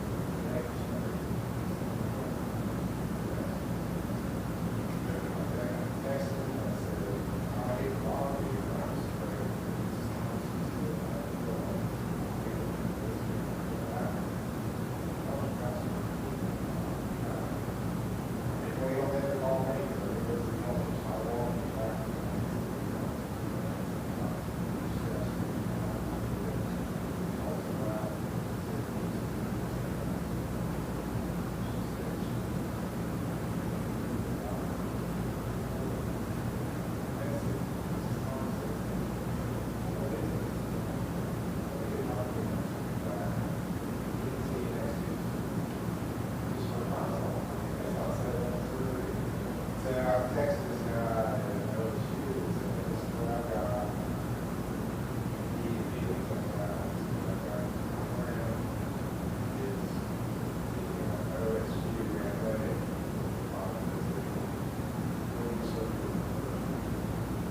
That's that for third meeting on Wednesday over there for office. And I said, well, this guy's first call, the year I had, that's what happened. His first call, he was, and they act like they wanted to call. It's almost like here, luckily, you got it. And I was the same, the average person, I thought, I believe I need to get this done.